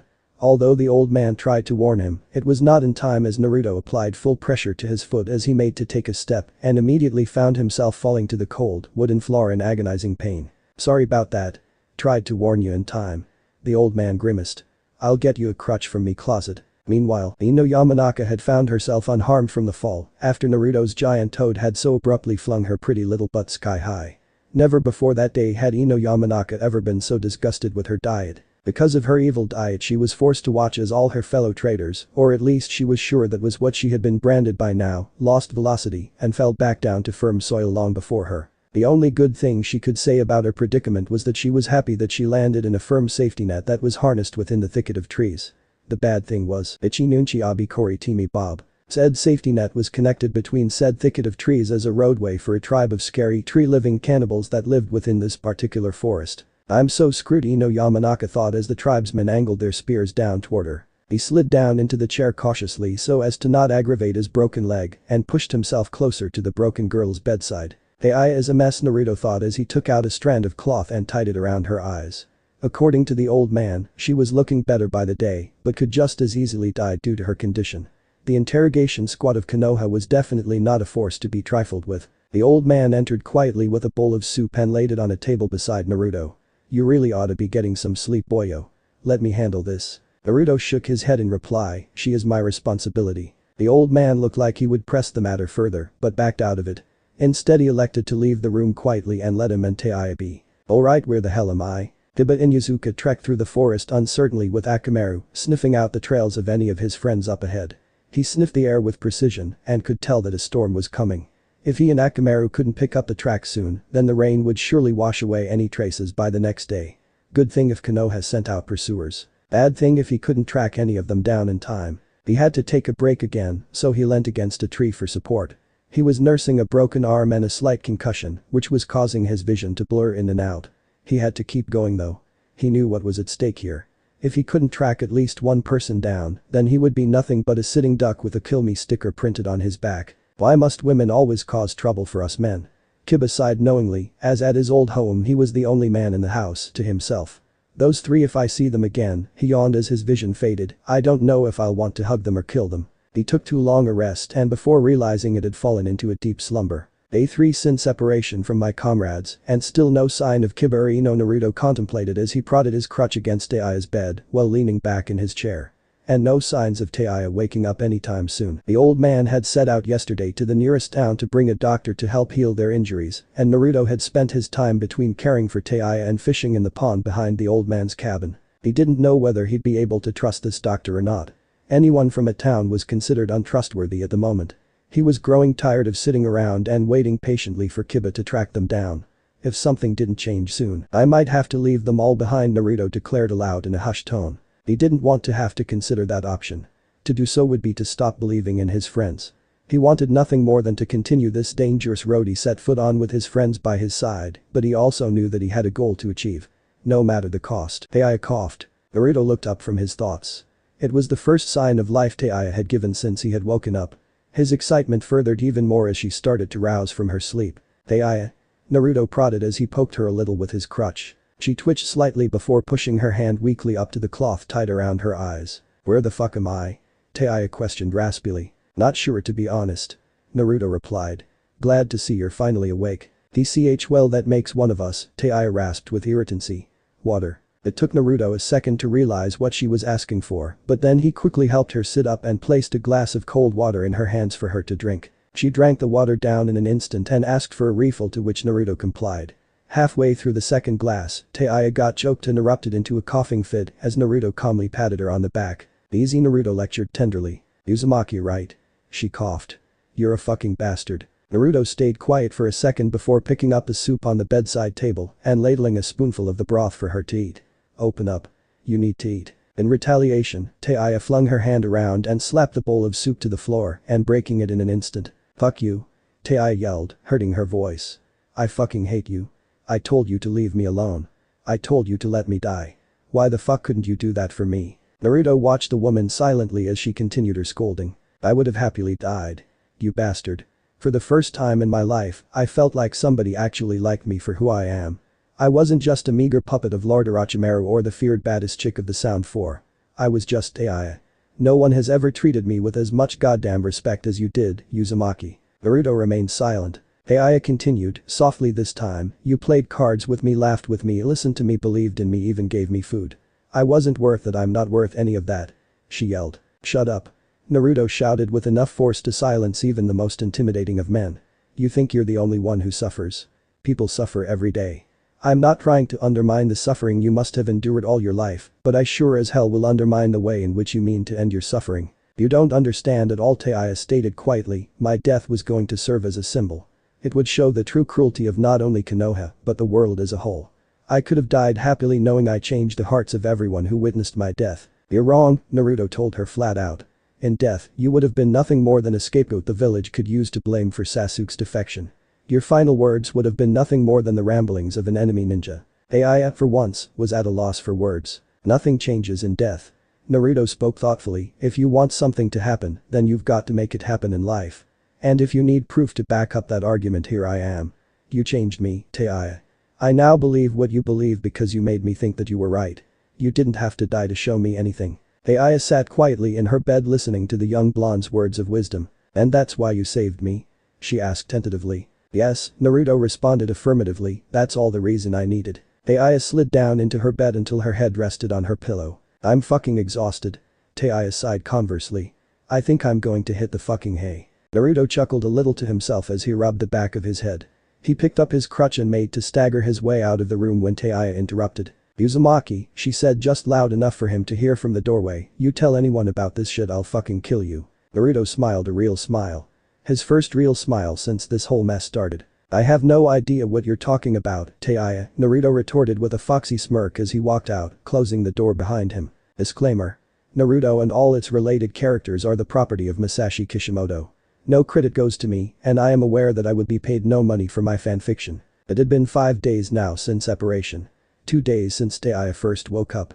Having Taya around to talk to now definitely helped ease Naruto's worries, but every now and then his mind couldn't help but wonder what could have happened to his compatriots. For the most part, Naruto busied himself from his worries by finding any way he could possibly train himself. These training methods, however, were incredibly limited due to his broken leg. For the most part it consisted of 2 things.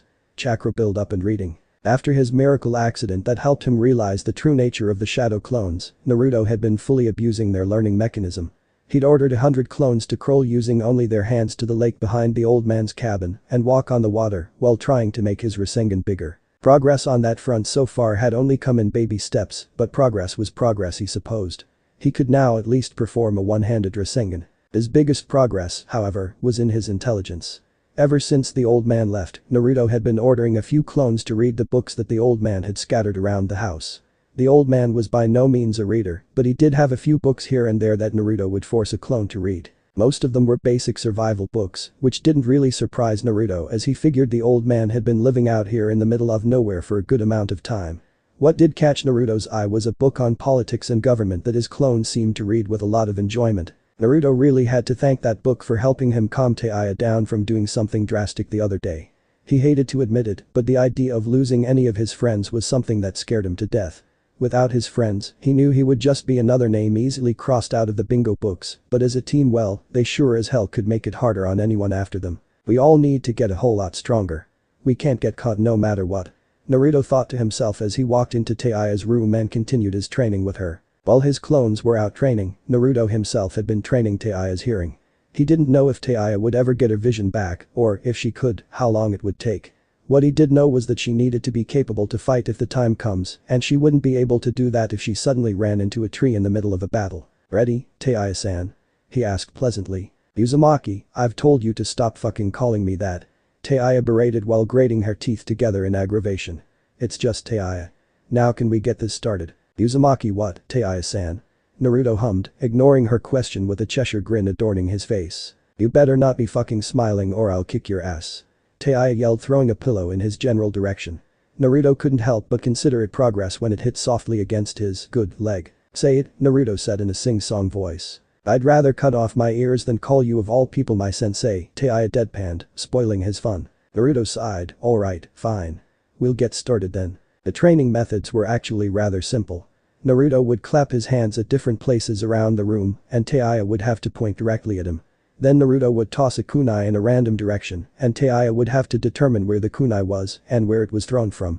It was about as much as he could do while Taiya was bedridden, unfortunately. The only thing that really worried Naruto was if the old man would be pissed off at all the kunai markings being embedded into his walls due to the training. This training regimen continued for the next few hours until Naruto's stealth clone suddenly disappeared within the forest. The old man had been spotted by the clone and was returning with 2 men in his company. In an instant, Naruto dispelled all his clones and told Taiya to be prepared for anything. She nodded. "Ah, seems he left this here door unlocked." The old man spoke conversationally to whoever he was with upon his arrival. "He's probably back in the back there looking after that there lassie still." Rushed footsteps were approaching the door at urgent speed. Naruto pulled out a kunai and prepared to pounce on whomever opened the door. Time seemed to freeze for a second as a cold sweat ran down his back as he saw the doorknob slowly turn. Time unfroze and the door flung open. Naruto tossed a kunai with as much precision and accuracy as he could muster. The young man who had flung the door open looked surprised for a second before swinging the door back closed real quick to catch the kunai and pushing the door open again. "What are you trying to do?" Kiba exclaimed. "Kill me." Naruto, having not noticed yet that it was Kiba, didn't waste any time and used his one good leg to jump off of and tackle himself towards his enemy with his newly mastered one-handed Rasengan. "Brace and wait," Kiba Naruto shouted in midair before being flabbergasted upon realization of who it was and dissipating his Rasengan. Doing this, however, did not stop him from tackling Kiba to the floor of the hallway outside the door. Who the hell else would it be? Kiba yelled out in pain and slight irritation at having been attacked. Naruto took a second to look over Kiba. He was newly bandaged as the top of his head was wrapped in gauze and his arm was resting inside a sling. Upon further inspection he noticed that his hand opposite the one in the sling was bandaged up and in a makeshift cast. Naruto was about to ask where Akamaru was until he popped his head out of Kiba's jacket. The jacket looked worst for the wear, it was shredded with many tear marks, looked like it had been given some poor makeshift patchwork in places, and, most noticeable, the hood that once decorated it was gone. Naruto Kiba grimaced with a smirk. "Get off me right now and quit looking enviously at my sexy body. I'm not gay." It was at this point that Naruto realized that he and Kiba were on the ground with him standing right over him inspecting him in a very awkward position for any viewer to see. "I'm not gay." Naruto yelled, bouncing off Kiba red with embarrassment. "Stop saying crap, Kiba team, or I'll kick your ass so hard my foot will get stuck up there." "Ha." Kiba laughed while grinning. "I'm sure that's not the only thing you like to stick up." In a comedic turn of events, Naruto tackled Kiba again, and the two boys were wrestling with each other like squabbling brothers as Taiya sat laughing in her bed at the conversation between the two. "God, I wish I could see your fucking face, sensei." Taiya laughed so hard that she toppled out of the bed. Meanwhile, the old man and the doctor were standing at the door, watching this sequence of events play out in the hallway with bugged eyes and slack jaws at the two delinquents. "No, boy, stop. I need to heal you." The doctor exclaimed, running wildly toward them all, fretting all the way about their condition. "So I've got a question, Whiskers," Taiya stated nonchalantly as the doctor sat wrapping the bandages around Naruto. Exactly how many people did you bring with us this time? Naruto blinked before looking over at Kiba, who was leaning back in his chair, picking his nose. Oh yeah, you were asleep so you didn't get to see who tagged along. Naruto laughed while being wary of his words so that the doctor wouldn't become suspicious. There's supposed to be 4 of us, but I'm not sure where the other girl is. The blonde girl we met near the club that one day. Taya questioned, scratching her finger across her cheek. Yeah, her, Naruto said while looking over to Kiba. I don't suppose you know where she is, dog breath. Kiba seemed to perk up and flicked his stray bogey aside as the doctor fitted Naruto's leg into a cast. Haven't seen her since we all split up trying to run away from those wolves. He said as the doctor tutted. Nasty creatures, them T-wolves. You kids are lucky to have gotten away. The doctor said, joining into the conversation consolingly. Well, hopefully you'll find that blonde-haired lassie, eh? And hopefully unharmed, unlike us, Naruto smiled kindly, making the doctor laugh. So dog breath, what made you want to join us on our little adventure? Taya asked with her voice laced in boredom. Whiskers and I are orphans, so it's kinda natural for us to be moving constantly. What made you change your mind? Naruto looked curiously at where this conversation was going and hoped they wouldn't tip off the doctor as to who they were. He couldn't say for certain that they had any wanted posters out, but he sure as hell wasn't going to risk finding out either. Kiba looked up at the ceiling before finally replying, I guess it has a lot to do with what you said to me that night on the roof. I want to feel like I'm doing something meaningful with my life. So I decided to explore the world with you guys and get a taste of all the different cultures. Naruto breathed a sigh of relief as the doctor finished his cast and walked over to Taya. Nice to have you with us, you mangy fleabag. He laughed, patting Kiba on the back. Okay, seriously, can you stop calling me fleabag and dog breath? It's bugging me. Kiba mouthed with irritation as Naruto ruffled up his spiky hair. Naruto noticed only a little too late that the doctor was fixing to untie the cloth from around her eyes. He was about to interject when Taya grabbed hold of the doctor's arm softly, just so you know, I'm blind. My eyes got cut out when me and Whiskers were attacked by bandits a few years back. The doctor held a sad look within his eyes. Well, let's take a look at it. Have you had anyone look at it before? Taya simply shook her head. We're orphans, sir, Naruto replied for her. And we're young. It's hard for us to get a hold on money. The doctor nodded as he undid the cloth and began studying Taya. Naruto and Kiba decided to stay quiet throughout the doctor's whole procedure until finally the doctor took out some gauze and wrapped it around her eyes. It's bad. The doctor replied, sighing. No normal doctor could bring back her sight. A medical ninja would have a better chance, but in all likelihood they'd turn you away at the door. Ninjas look after their own more so than the common folk. Naruto nodded, slightly depressed at the news. I understand. At night, Naruto lay awake in his bed, unable to go to sleep. He was kind of surprised he had made it this far. It had been almost a week since they escaped and there were no signs of ninjas, no difference in the old man's behavior, and the doctor didn't seem to know who they were. He didn't want to get his hopes up, but the best case scenario may have actually happened. Maybe they weren't being pursued, or maybe that's what the shinobi wanted him to think. That was more likely now that he thought about it. After the first week or two, they'd expect him to have let his guard down. That was probably when he needed to be most careful. Naruto had convinced himself that that was what they were planning. He still hadn't found Ino yet and, as much as he hated to say it, he was more worried about her than the others. Out of the 4 of them, Ino was by far probably the weakest of the lot of them. He could only hope that her experiences the past several days would increase her willingness to become stronger. Ino, I will find you, I promise, Naruto mumbled to himself as he laid his worries to rest for the night. The early morning dawned and Naruto swung his backpack over his shoulders and hoisted himself off his bed. He grabbed his crutches and quietly motored his way over to Kiba, who was sleeping on the other side of the room, and began prodding him with the crutch. Wake up, fleabag.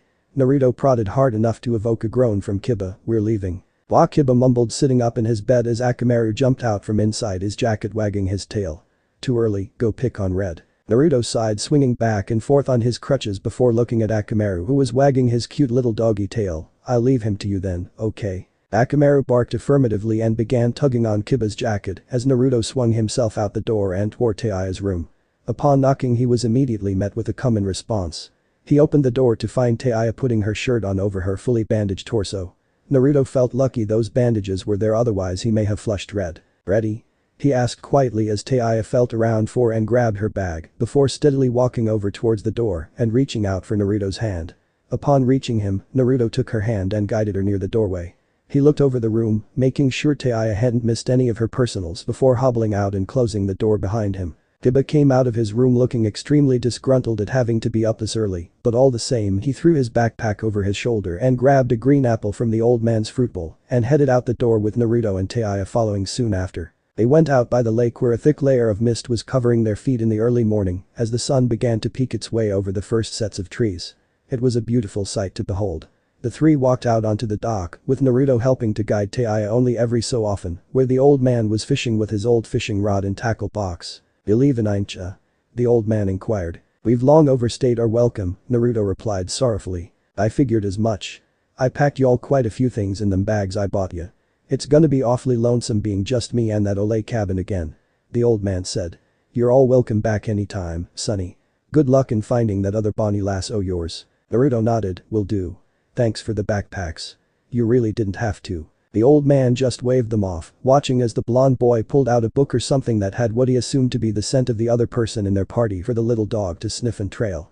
He smiled and laughed as the little dog zoomed off in the southern direction, causing the three youngsters to chase after him. He sure hoped those youngsters stayed safe in their travels. The forest that the trio wandered into was dense with pine and oak trees that at the minimum were at least 10 feet tall all around them. They walked a small and narrow trail that looked to once be a pathway to something, but had since been lost to the wilds of the forest by not being properly taken care of. They were a while away from the cabin by now, so all around them was forest. The ground was covered in roots sticking up out of the ground, pine needles, rocks, and lots of other obstacles, much to Taiya's disliking. "So how did you meet up with the old man again?" Naruto asked Kiba curiously as they followed Akamaru, who continued sniffing down the trail for Ino's scent. "We never really got around to asking you back at the cabin. Will you two fucking wait up?" Taiya yelled in aggravation as she stumbled forward over another random route. "This isn't a fucking picnic for me, you know. You'll have to get used to it," the boys both said at the same time, causing Taiya to become even more frustrated. "Just think of it as the next step of your training, Taiya-san," Naruto replied consolingly. "Let's see," Kiba thought aloud as Taiya mumbled profanities about the two boys in the background. "There's really not much to that story. I was unconscious on the side of the road and the old man picked me up and carried me into the town for the doc to check up on me. I regained consciousness and was told never to fall asleep with a concussion again." Naruto blinked as he pushed his crutches forward to keep with Kiba's eyesight. "You were seen in a village?" Kiba rubbed the back of his head and stopped for Taiya to catch up. "I'm not sure. I was out of it coming in, but I don't think I really ran into anybody who recognized me going out. The old man said there were a couple of people matching your descriptions back at his cabin, so I took a long shot and followed him back out here, and here you are. Did you notice anything, fuck?" Taiya interjected as she ran headfirst into a tree in front of her. The boys were trying their best not to laugh, but Taiya, with an impressive amount of patience on her part, decided to let it go. "Did you notice anything in particular about the village that could give us an idea of where we are?" she asked. "It was a small fishing village, come to think of it," Kiba concluded, remembering a bit about the place. Naruto nodded. "I think we are in tea country. The country is renowned for its port-side villages and cities. Plus the doc said something about T-wolves back at the cabin. I remember it too," Taiya recounted vaguely, retightening the cloth on her eyes. "Do you think the old man may have bought us a map that we could look at and put it in one of our bags?" Immediately, the trio of felons started looking through the belongings that the old man had given them until Kiba shouted approvingly as he pulled out a map from his pack. "Taiya, Kiba's got it," Naruto said, stopping Taiya from continuing to search. "The old man really outdid himself with this map. It shows a lot of different hotspots on the map," Kiba said as Naruto looked over his shoulder. "Here's the old man's house even," he said, pointing to the spot marked on the map. "And I'm pretty sure that was the town that me and Akamaru were taken to," he continued as he pointed to a small coastal fishing village just north of the cabin. "So then if we've been moving south from the cabin, we should be," Naruto whistled as he pointed to an area on the map that crossed the page between the cabin and a place called Degarashi Port. "Somewhere near entering this red rectangle. He's written something in the margins here," Kiba examined. "Avoid this area, cannibalistic activity here," he paled. "What the fuck does that mean?" Taiya exclaimed while rubbing the bridge of her nose. "It means we're going to go around this place and follow the coast to this port," Kiba acknowledged before calling out to Akamaru. "Akamaru. We're going another route this way." Akamaru barked reassuredly before walking deeper into the dark forest thicket and out of sight. "Hey Akamaru," Kiba yelled, chasing after him. "Come on. Get back here, boy." Naruto and Taiya stood there dumbstruck at the display of love between man and man's best friend. In the end, the two decided it was better to wait for him to come back out than venture into the dark thicket as well. A twig snapped and Taiya threw a kunai, falling an enemy in a second before walking over to inspect the corpse. Naruto looked at the man. He seemed to be some sort of tribesman by the looks of him. He wore a handmade tunic made from bamboo and a grass skirt, as well as a tribal necklace and an animal mask to cover his face. Putting those details aside for now, Naruto whistled appreciatively at Taiya's skills before grinning from ear to ear. "Whoa, that was smooth, Taiya. Lucky you had such a great teacher, huh? Shut up. I'm trying to fucking concentrate, Taya spoke as she pulled the kunai from the man approvingly. That's right, you bastard. Right in your fucking throat. A scream came from further in the thicket of woods. For a moment, Naruto and Taya expected the worst, that is, until Kiba came running out of the woods with Akamaru right between his legs. He grabbed hold of Naruto and Taya and ran as fast as he could, dragging the two under his good arm, with Naruto barely maintaining to hold onto his crutches. Not good. Not good. Not good. Not good. Kiba yelled before finally stopping on the other side of an enormous oak tree for breath. Naruto groaned before whispering, "You mind telling us what that was all about?" "I practically walked into the lion's den back there," Kiba panted before stabilizing his voice. "Treetops connected by ropeways, houses, it's like a secret civilization in there, and we walked right up to the front door." "Does Akamaru really think he knows in there somewhere?" Naruto asked. Kiba nodded. "Akamaru has a good nose, and he's never been wrong before. I'm willing to bet money she's in there somewhere." Aya dusted away the dirt on her legs from being dragged before replying, "You sure we can't just leave her there for them to chew on?" Naruto whacked her upside the head. "What? I think it'd be a rather fitting death for her," she stated with an ounce of humor. Naruto shook his head disapprovingly as he peeked from behind the oak tree. He could see several tribesmen looking at the cannibal Taya killed curiously before one grabbed him and dragged him back into the thicket. "Any plans?" Kiba asked. Naruto looked around the area and focused on the limited amount of things he had seen thus far. The tribesmen, according to Kiba, lived together under the thicket of trees. They were cannibalistic, but seemed to have a nature to them about not eating their own kind unless death takes them. It was with this idea in his head that he began concocting a very clever plan. "Diversionary Tactics Basics Number 4, Naruto recited. "Sometimes to infiltrate the enemy you must become the enemy." He smiled. "English please," Kiba groaned. "Kill or knock out any 3 tribesmen around the area and take their clothes. I'm pretty sure that if we can dress up as some of their fellow tribesmen they won't kill us." "Pretty sure is not very reassuring," Uzumaki Taya stated bluntly. "Scared?" Kiba smirked. "In your fucking dreams," Taya laughed. "I haven't felt this much excitement since my fight with the Shadow Freak and the fan bitch." The two boys sweat-dropped at her gung-ho attitude toward the situation, but eventually just let it slide as another side of Taya they'd have to get used to. "Well, let's get started." Naruto smiled before the 3 of them split up in separate directions. Mission: infiltrate the cannibal's lair. And go. The shadow clone popped into existence and quickly disposed of 4 of the cannibal guards in an ambush. The clone then screamed into the darkness, calling out as many cannibals as he could. He then hobbled away as fast as a clone with a broken leg could. In a matter of minutes the cannibals came zooming out of the burrow like a pack of raging T-wolves at the unknown intruder. Kiba, Taya and Naruto rushed and took the garments from the fallen guards and disguised themselves before walking into the base. "Who could guess such a simple plan would work, huh?" Naruto boasted with pride. "Congrats on that. You can fool a bunch of idiots," Kiba stated boredly, taking Naruto off his high throne. "Stupid Kiba team taking the mickey out of me," Naruto muttered to himself. "Anyway," Taya sighed, getting the boys back on track. "Our best chance at finding that blonde bitch is to split up." Naruto nodded. As they walked into the lair their eyes grew wide. Dead bark covered the ground from age and carved a path out like a highway to the giant tree before them. Little huts lined up alongside the tree and expanded upwards. Above were rope bridges connecting to other nearby trees. It was almost awe-inspiring how such a small primitive society could have such an expansive territory to call home. "I'll take to the treetops." Naruto smiled eagerly, Kiba go left and Taya right. With the affirmative orders out of the way, they each split up in their assigned directions. Taya walked in a slow and haphazardly fashion, stumbling over the random tree roots that seemed to have it out for her with every step that she took. She groaned and muttered curses under her breath. She was beginning to get really frustrated at this whole learning process. She knew that if she blew her cover here that it would alert the whole tribe, but she really was almost to the point of not caring again. She sat down on the latest root she had stumbled over in aggravation.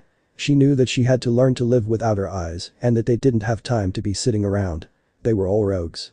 Stopping for any time too long would lead to death. Just as she was about to lose out to her temper, the beginning to a melody began ringing in her ear. It was off in the distance ahead of her. It was a calming and beautiful noise, and without even realizing it, Taya had gotten up and began walking in the direction it was coming from. She was focusing solely on the notes as they came out of the instrument. Her body tensed a little as the melody continued playing, and out of instinct put her hand out in front of her and touched the tree that she very nearly walked into, and then proceeded to step aside from the tree and over the tree root that was sticking out of the ground. She was asphyxiated to the melody that played so clearly in her mind as it led her to stand in front of the musician. She stooped down in front of the musician and waited patiently until it ended. She stayed there in front of the musician eagerly waiting for another ballad. Her previous anger was long forgotten. Pango Pa. The musician revealed herself to be a part of the tribe, which held no surprise to Taya, but all the same put her slightly on guard. Before she knew what was happening, she felt a hand place itself on her cheek and a thumb sliding across the bandage over her eyes.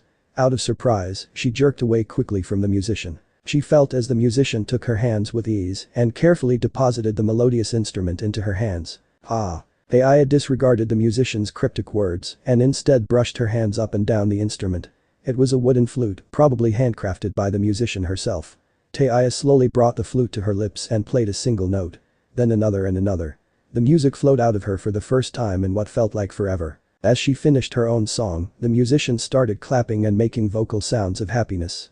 Taya allowed a brief smile to glass her lips as she carefully held out the flute once more towards the musician. The musician started playing once more and they sat there taking turns playing songs they knew. Taya needed this moment. Ino would have to wait just a little longer. It was an alcove hidden away within the thicket. In order to find it you had to move a piece of growing shrubbery aside. The only reason Kiba noticed it was because he saw someone do so. He looked upon the alcove with vigor. For the alcove seemed to be some sort of holding cell area for future meals. The cages were made from bamboo and were hanging from branches of trees high above, swaying by vines being used as rope over a large crackling fire. Wood-crafted footstools were placed in a circular formation around the fire, and many of the tribe were squatting down on them in eager conversation.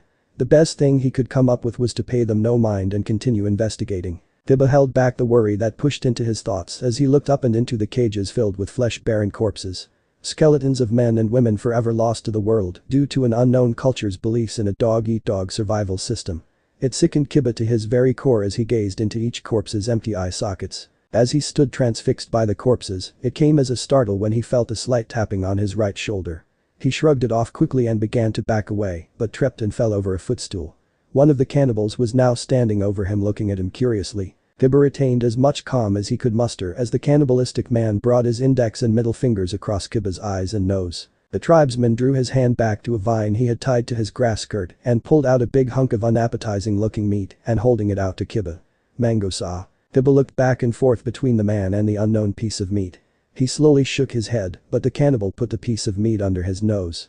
It was the most retch-worthy smell that Kiba had ever had the displeasure of smelling in all of his life. It was the smell of freshly burned human flesh. Before he could even realize it, Kiba was on all fours, holding his nose closed as he retched out the contents of his stomach. Mandosi Pokagamanai. Den Poko Mango Sa. Kiba, for that brief instant, damned all his plans of blending in with these people. He slapped the meat stick from the cannibal's grasp and tossed it into the open fire. His mind still clouded from the extrasensory smell that gained passage to his nasal systems, he looked up only to find the cannibal now staring at him like the devil. Shadows filled the cannibal's body in all the right places as he looked down at Kiba with complete and utter hatred set in his eyes. The cannibal jumped with raging animosity upon Kiba. He scratched at him with his nails over and over again. He dug a knife-sized scratch down the right side of Kiba's face, causing Kiba to yell out and bring his head up, breaking the cannibal's nose. In his anger Kiba then tackled himself on top of the cannibal and held him down by applying pressure to his neck with his forearm. The cannibal writhed under his grasp as all the corpses in the cages flashed through Kiba's mind. And then the cannibal went limp. Kiba's eyes widened upon realization of what he had done. He watched as the life faded from the cannibal's eyes. His first kill. He didn't even mean to do it. He flopped off the corpse and pushed himself back and away from him. He soon realized that the other onlooking cannibals who had witnessed the fight were howling at his victory. Kiba couldn't really say he felt the same way. For the first time, he was realizing just how fragile human life was and how easily it could be taken away. His complexion whitened even more so upon wondering how many lives he had slayed when destroying the Hokage monument. He was frozen in disbelief. His blood had run cold. He just sat there and collected himself piece by piece as he watched the cannibals gather around the man he had killed and began dismembering the body. Naruto scaled the treetop bridges and the tree canopies like a monkey. He had to admit that he was incredibly impressed with this tribe's ingenuity. From the wood-crafted items to the Swiss Family Robinson-esque treehouses, it was safe to say that this tribe was a very handy set of individuals. As Naruto walked across his third rope bridge, he could hear a familiar voice coming from inside one of the nearby huts. Out of curiosity, he looked into the little window carved out of the hut, only to rub his eyes in disbelief. There was Ino decked out in a traditional tribal outfit, yelling at a little boy she had sat up on a table. She was speaking to the boy fluently in the tribal people's language. Naruto watched her ever so closely as she slowly grabbed hold of the boy's arm and miraculously healed a deep cut the boy had obtained on his leg. Ino pulled the young boy up and off of the table before smiling at him, mean say. Doku ga deka flatten. Shangan. The boy nodded happily before running out the door. Naruto moved out of the way just in time as the boy ran past him across the bridge. Naruto leaned on the ropeway and dragged his foot along with him before standing in the doorway of Ino's hut. She had her back turned to him, and Naruto maneuvered himself up onto the table and waited patiently and with a hint of amusement. When Ino turned around she gasped and dropped the clay pot she had in her hands. She stood there flabbergasted, unable to think up any logical sentence in her head, and Naruto was loving every second of it. Nice dress, Naruto stated humorously, but was caught completely off guard as Ino wrapped her hands around him in an embrace that sent him and her both sprawling over the tabletop and onto the hut flooring. Ino was weeping tears of joy and repeating the phrase, "It's really you, isn't it? I was so scared," in an incredibly distraught fashion, and although Naruto was overcome with relief that she was okay, he was also feeling a sharp amount of pain. Ino. Ino. Ino. Naruto shrilled, causing Ino to quit embracing him long enough to look at him with her tear-stained face. "You're on my leg." "What?" Ino stated confusedly as she sat up, wiping away some of her tears and inadvertently applying more pressure onto Naruto. "Leg." Naruto all but yelled at Ino, who looked down to realize her mistake. She jumped up apologizing profusely and helped Naruto up onto the table again and began examining his leg. "What happened to you?" "This is fractured all over." "Nothing to cushion my fall." Ino gave him a worried look as she went through the hand signs and pumped her healing chakra into his leg. Relief flooded through Naruto's system as the constant throbbing in his leg dulled down to soreness. After a minute or so, the pain had left completely. "Wow, Ino, I'm impressed." Naruto smiled in awe of her talents. Ino paid him no mind and continued her healing jutsu. His fractured ribs and overall soreness disappeared at long last, and Naruto jumped off the table, happily tossing the crutches away. "So feeling better now?" "A lot better," Naruto acknowledged as he stretched out his body happily for the first time in over a week. "So how did you learn all this?" Ino rolled her eyes before tossing him a book from the table. "Remember? I took the medical book. I've been reading it non-stop since that reading session at your house." Naruto simply nodded at the explanation. "How much have you learned?" Ino smiled pridefully, "Quite a bit actually. I can heal broken bones, fractured bones, cuts, scrapes, and bruises." Could you heal Taiya's eyes?" Naruto asked with a hint of expectancy. Ino frowned. "I'm still a greenhorn, Naruto." Naruto sighed before holding out his bag to her. "Alright, well, we need to get out of here as soon as possible. Pack everything you need and meet me at the entrance." With a curt nod from Ino, Naruto took his leave to regroup. Upon finding Kiba and Taiya, Naruto quickly guided them toward the exit where the two briefly reunited with Ino. They left the cannibal's lair and headed south along the river and still hidden away by the immense greenery of the forest. They decided to make camp for the night near the river. Kiba went about gathering wood for a fire. Naruto figured it would be okay to do so because the cannibals' ritual fires would hide their campsite's fire. Naruto caught fish in the river as they came by. Ino and Taiya helped set out the sleeping bags. "Not bad, Uzumaki," Taiya acknowledged, flopping down beside the roasting fish as she twirled her newly acquired wooden flute around her fingers. "You did good." "Why, thank you, Red." Naruto grinned, staring into the fire. Ino sighed in relief as she finished fixing Kiba up and walked over to the makeshift campsite they had established by the riverside. "So what should we do from here?"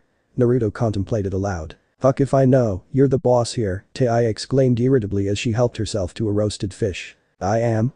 Naruto blinked, acting as if he had no idea what she was talking about.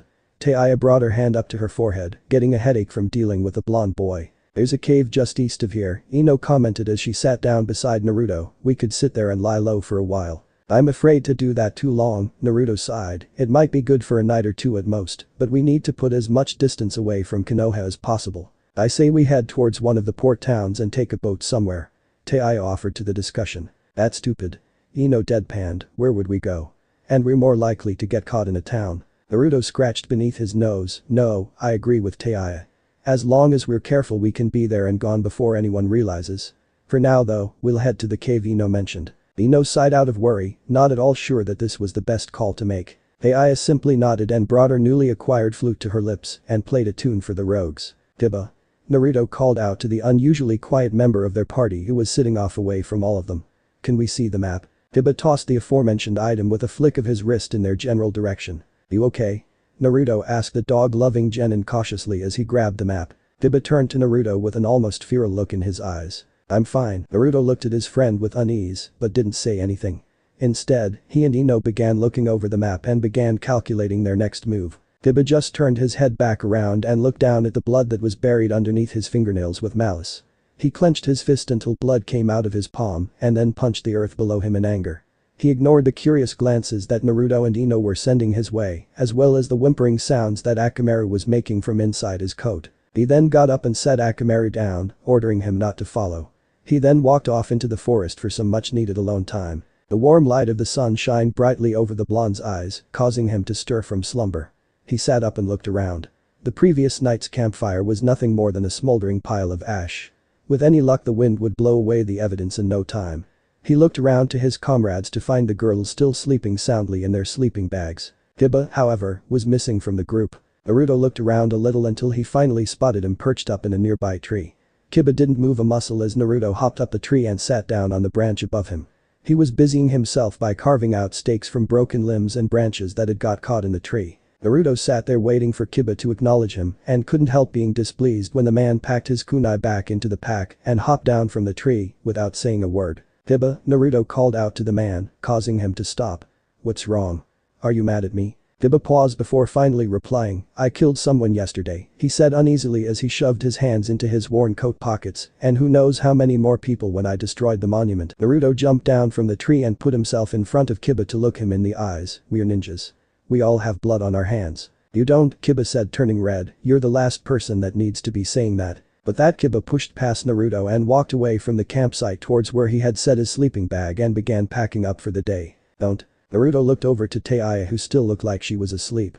Naruto looked down and sighed to himself before he began rolling up his own bag. The day is going to be awkward. The party trekked southward through the forest with little words spoken between them. Ino wrinkled her nose at this strange event. As far as she knew nothing had happened. Everyone was getting along well enough last night and yet there was a strange tension permeating the air. She sighed and looked over the map from last night as Taiya caught herself from tripping over another tree. "So I guess we're not going to the cave I mentioned."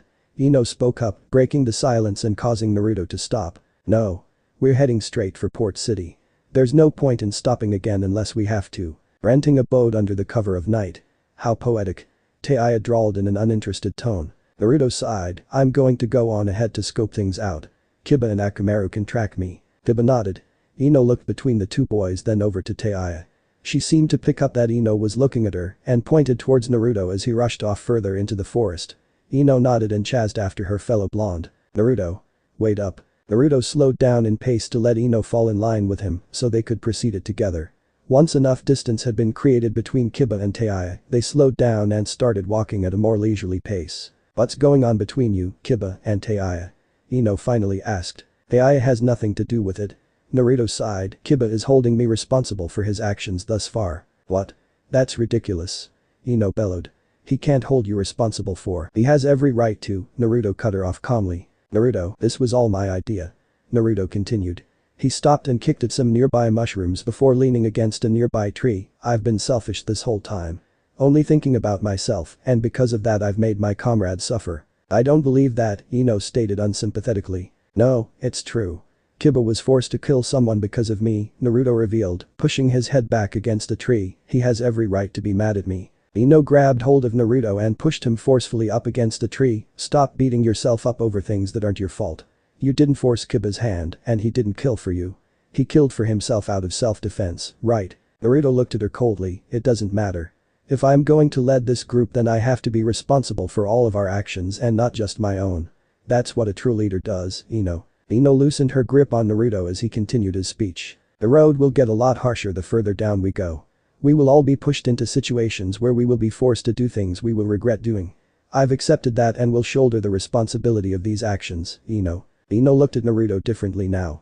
She could never have even guessed at the amount of pressure Naruto must constantly be feeling and the weight of being a leader. You're self-centered and say unnecessary things. Kiba was only a little surprised by Taiya's bluntness as they walked on with Akamaru sniffing for Naruto and Ino's trail. "What's that supposed to mean?" Kiba said nonchalantly. "I overheard your little bitch fit this morning," Taiya stated as if it were obvious. "You should have heard yourself." "Oh woe is me. I killed a fucker and all he wanted was to chew on my corpse," she impersonated. "If you've got something to say, then say it." Kiba snarled. "You're a ninja. Act like one. Just shut up." Kiba ordered as he walked off ahead of the retreat. Before he could gather what had even happened, he felt Taiya tug on the back of his hair and forcefully slam his face into the nearest tree. Kiba grabbed at his nose, which was now bleeding and broken. What the hell was that for? He cried out in pain. Aya disregarded the cry and grabbed him by his tattered jacket and began dragging him with her. Listen up, you little shit. First off, nobody orders me around. Second off, you weren't forced to join this little parade of misfits. If you didn't want to be a criminal or a killer, then you should have stayed home and started raising a garden. Newsflash, dog breath. Life outside your tattered shithole isn't fun and games. I know that. Then fucking act like you know it. Taya said, letting Kiba go. Kiba got up hesitantly as Taya continued. Uzumaki has his own problems to deal with without you having to add your own personal problems to the table. In case you haven't figured it out yet, you're a bunch of genins and I'm fucking blind. We're on the run with no chance of training along the way. We're sitting ducks. The no has bitches to kill when they please.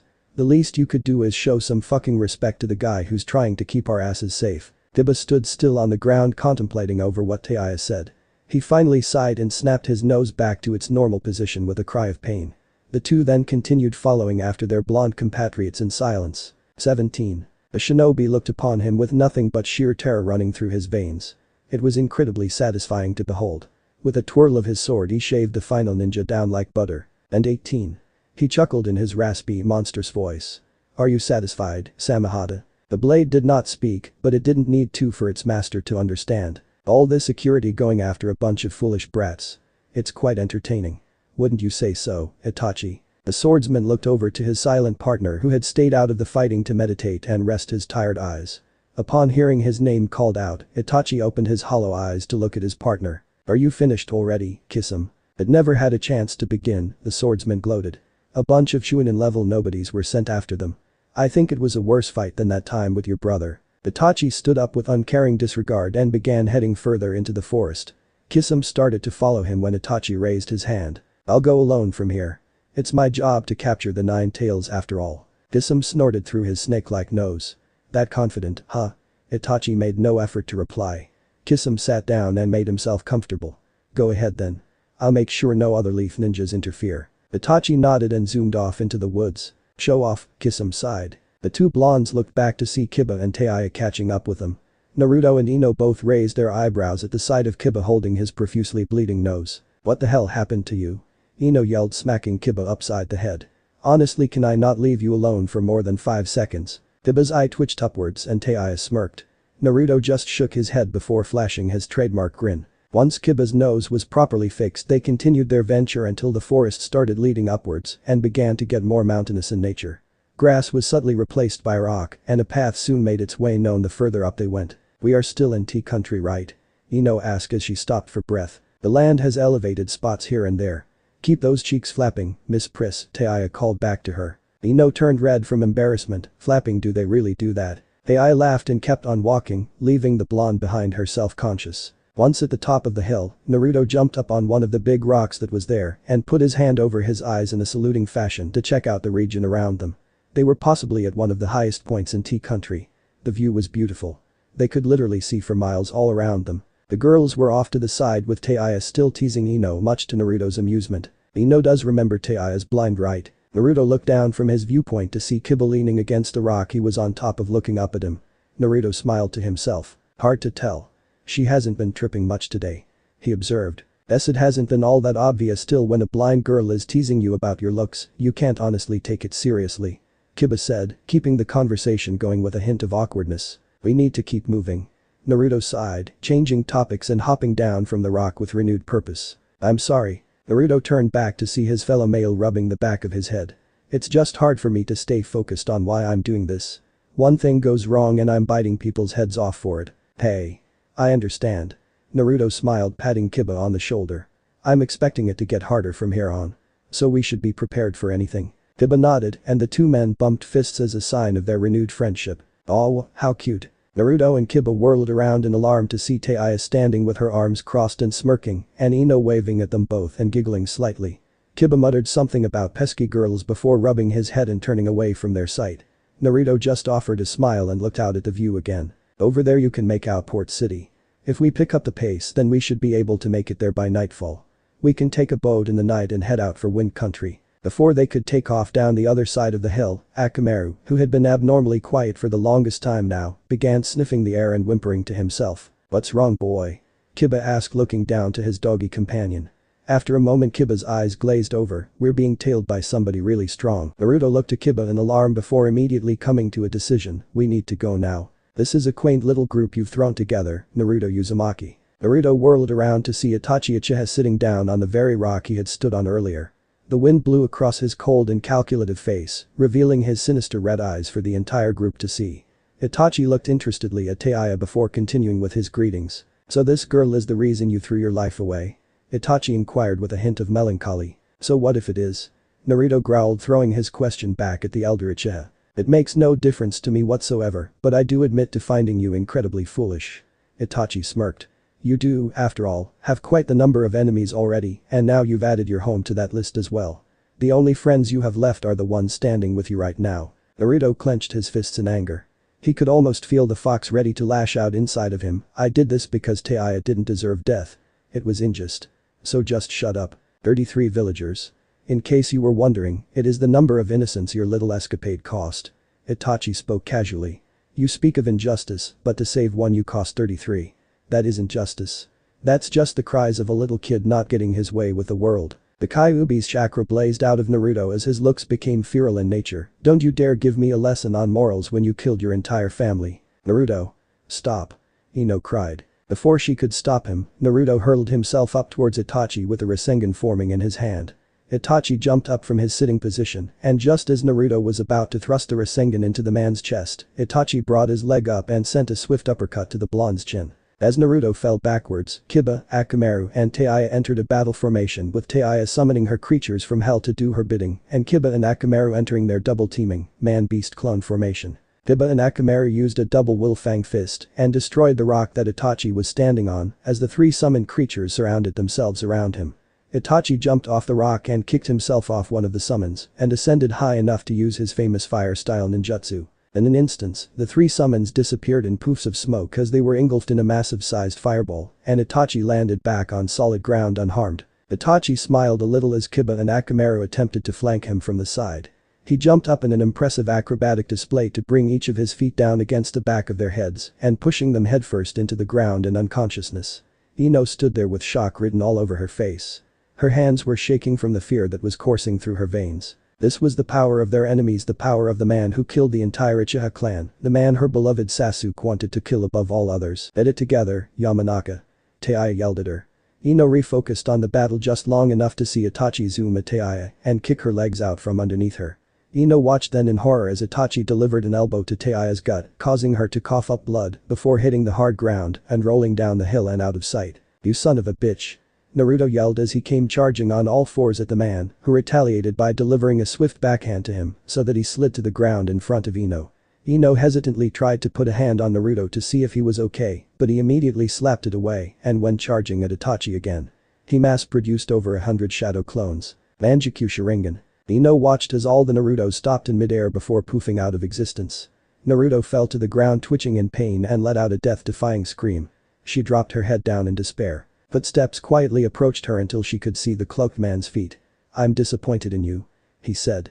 "You're like so many other ninjas." Ino looked up into the man's cold red eyes. "You're pathetic and weak." Ino's eyes grew wide as she stared into the eyes. The last thing she remembered was the eyes turning a different pattern before feeling the pain of a million knives stabbing into her and falling unconscious. Itachi moved away from her and looked over his handiwork before breathing out and looking up to the sky. It was beginning to rain. "Damn it." Itachi looked over to see the spiky-haired Jinchuriki huddled over on hands and knees trying to stand up despite the Jinjutsu torture he had inflicted on him with his Sharingan. It wasn't supposed to end like this. Naruto yelled out to the heavens as his body tried to fight the twitching pains that had been induced upon him. "Why?" Itachi walked over and picked up the blonde boy with one hand and brought him up to look in his eyes. "Learn from your weakness, Naruto Uzumaki." But that Itachi summoned a chakra-based crow from out of nowhere and shoved it down Naruto's throat. He coughed and hacked as it entered his body. "What did you do to me?" He managed to get out. He watched Itachi look down at him with his sad cold eyes as the rain fell down from the heavens, soaking them to the marrow. What was that look? What did it mean? Naruto could not come up with an answer to this question. He could barely make anything out through his obscured vision now, and everything faded to black. What if neglected Naruto gets cheated on and leaves? Thanks for watching my video till the end. If you enjoy this content, then do consider subscribing to my channel, and leave a like if you guys need the next part, comment down, and thanks for watching the video and see you guys in the next video.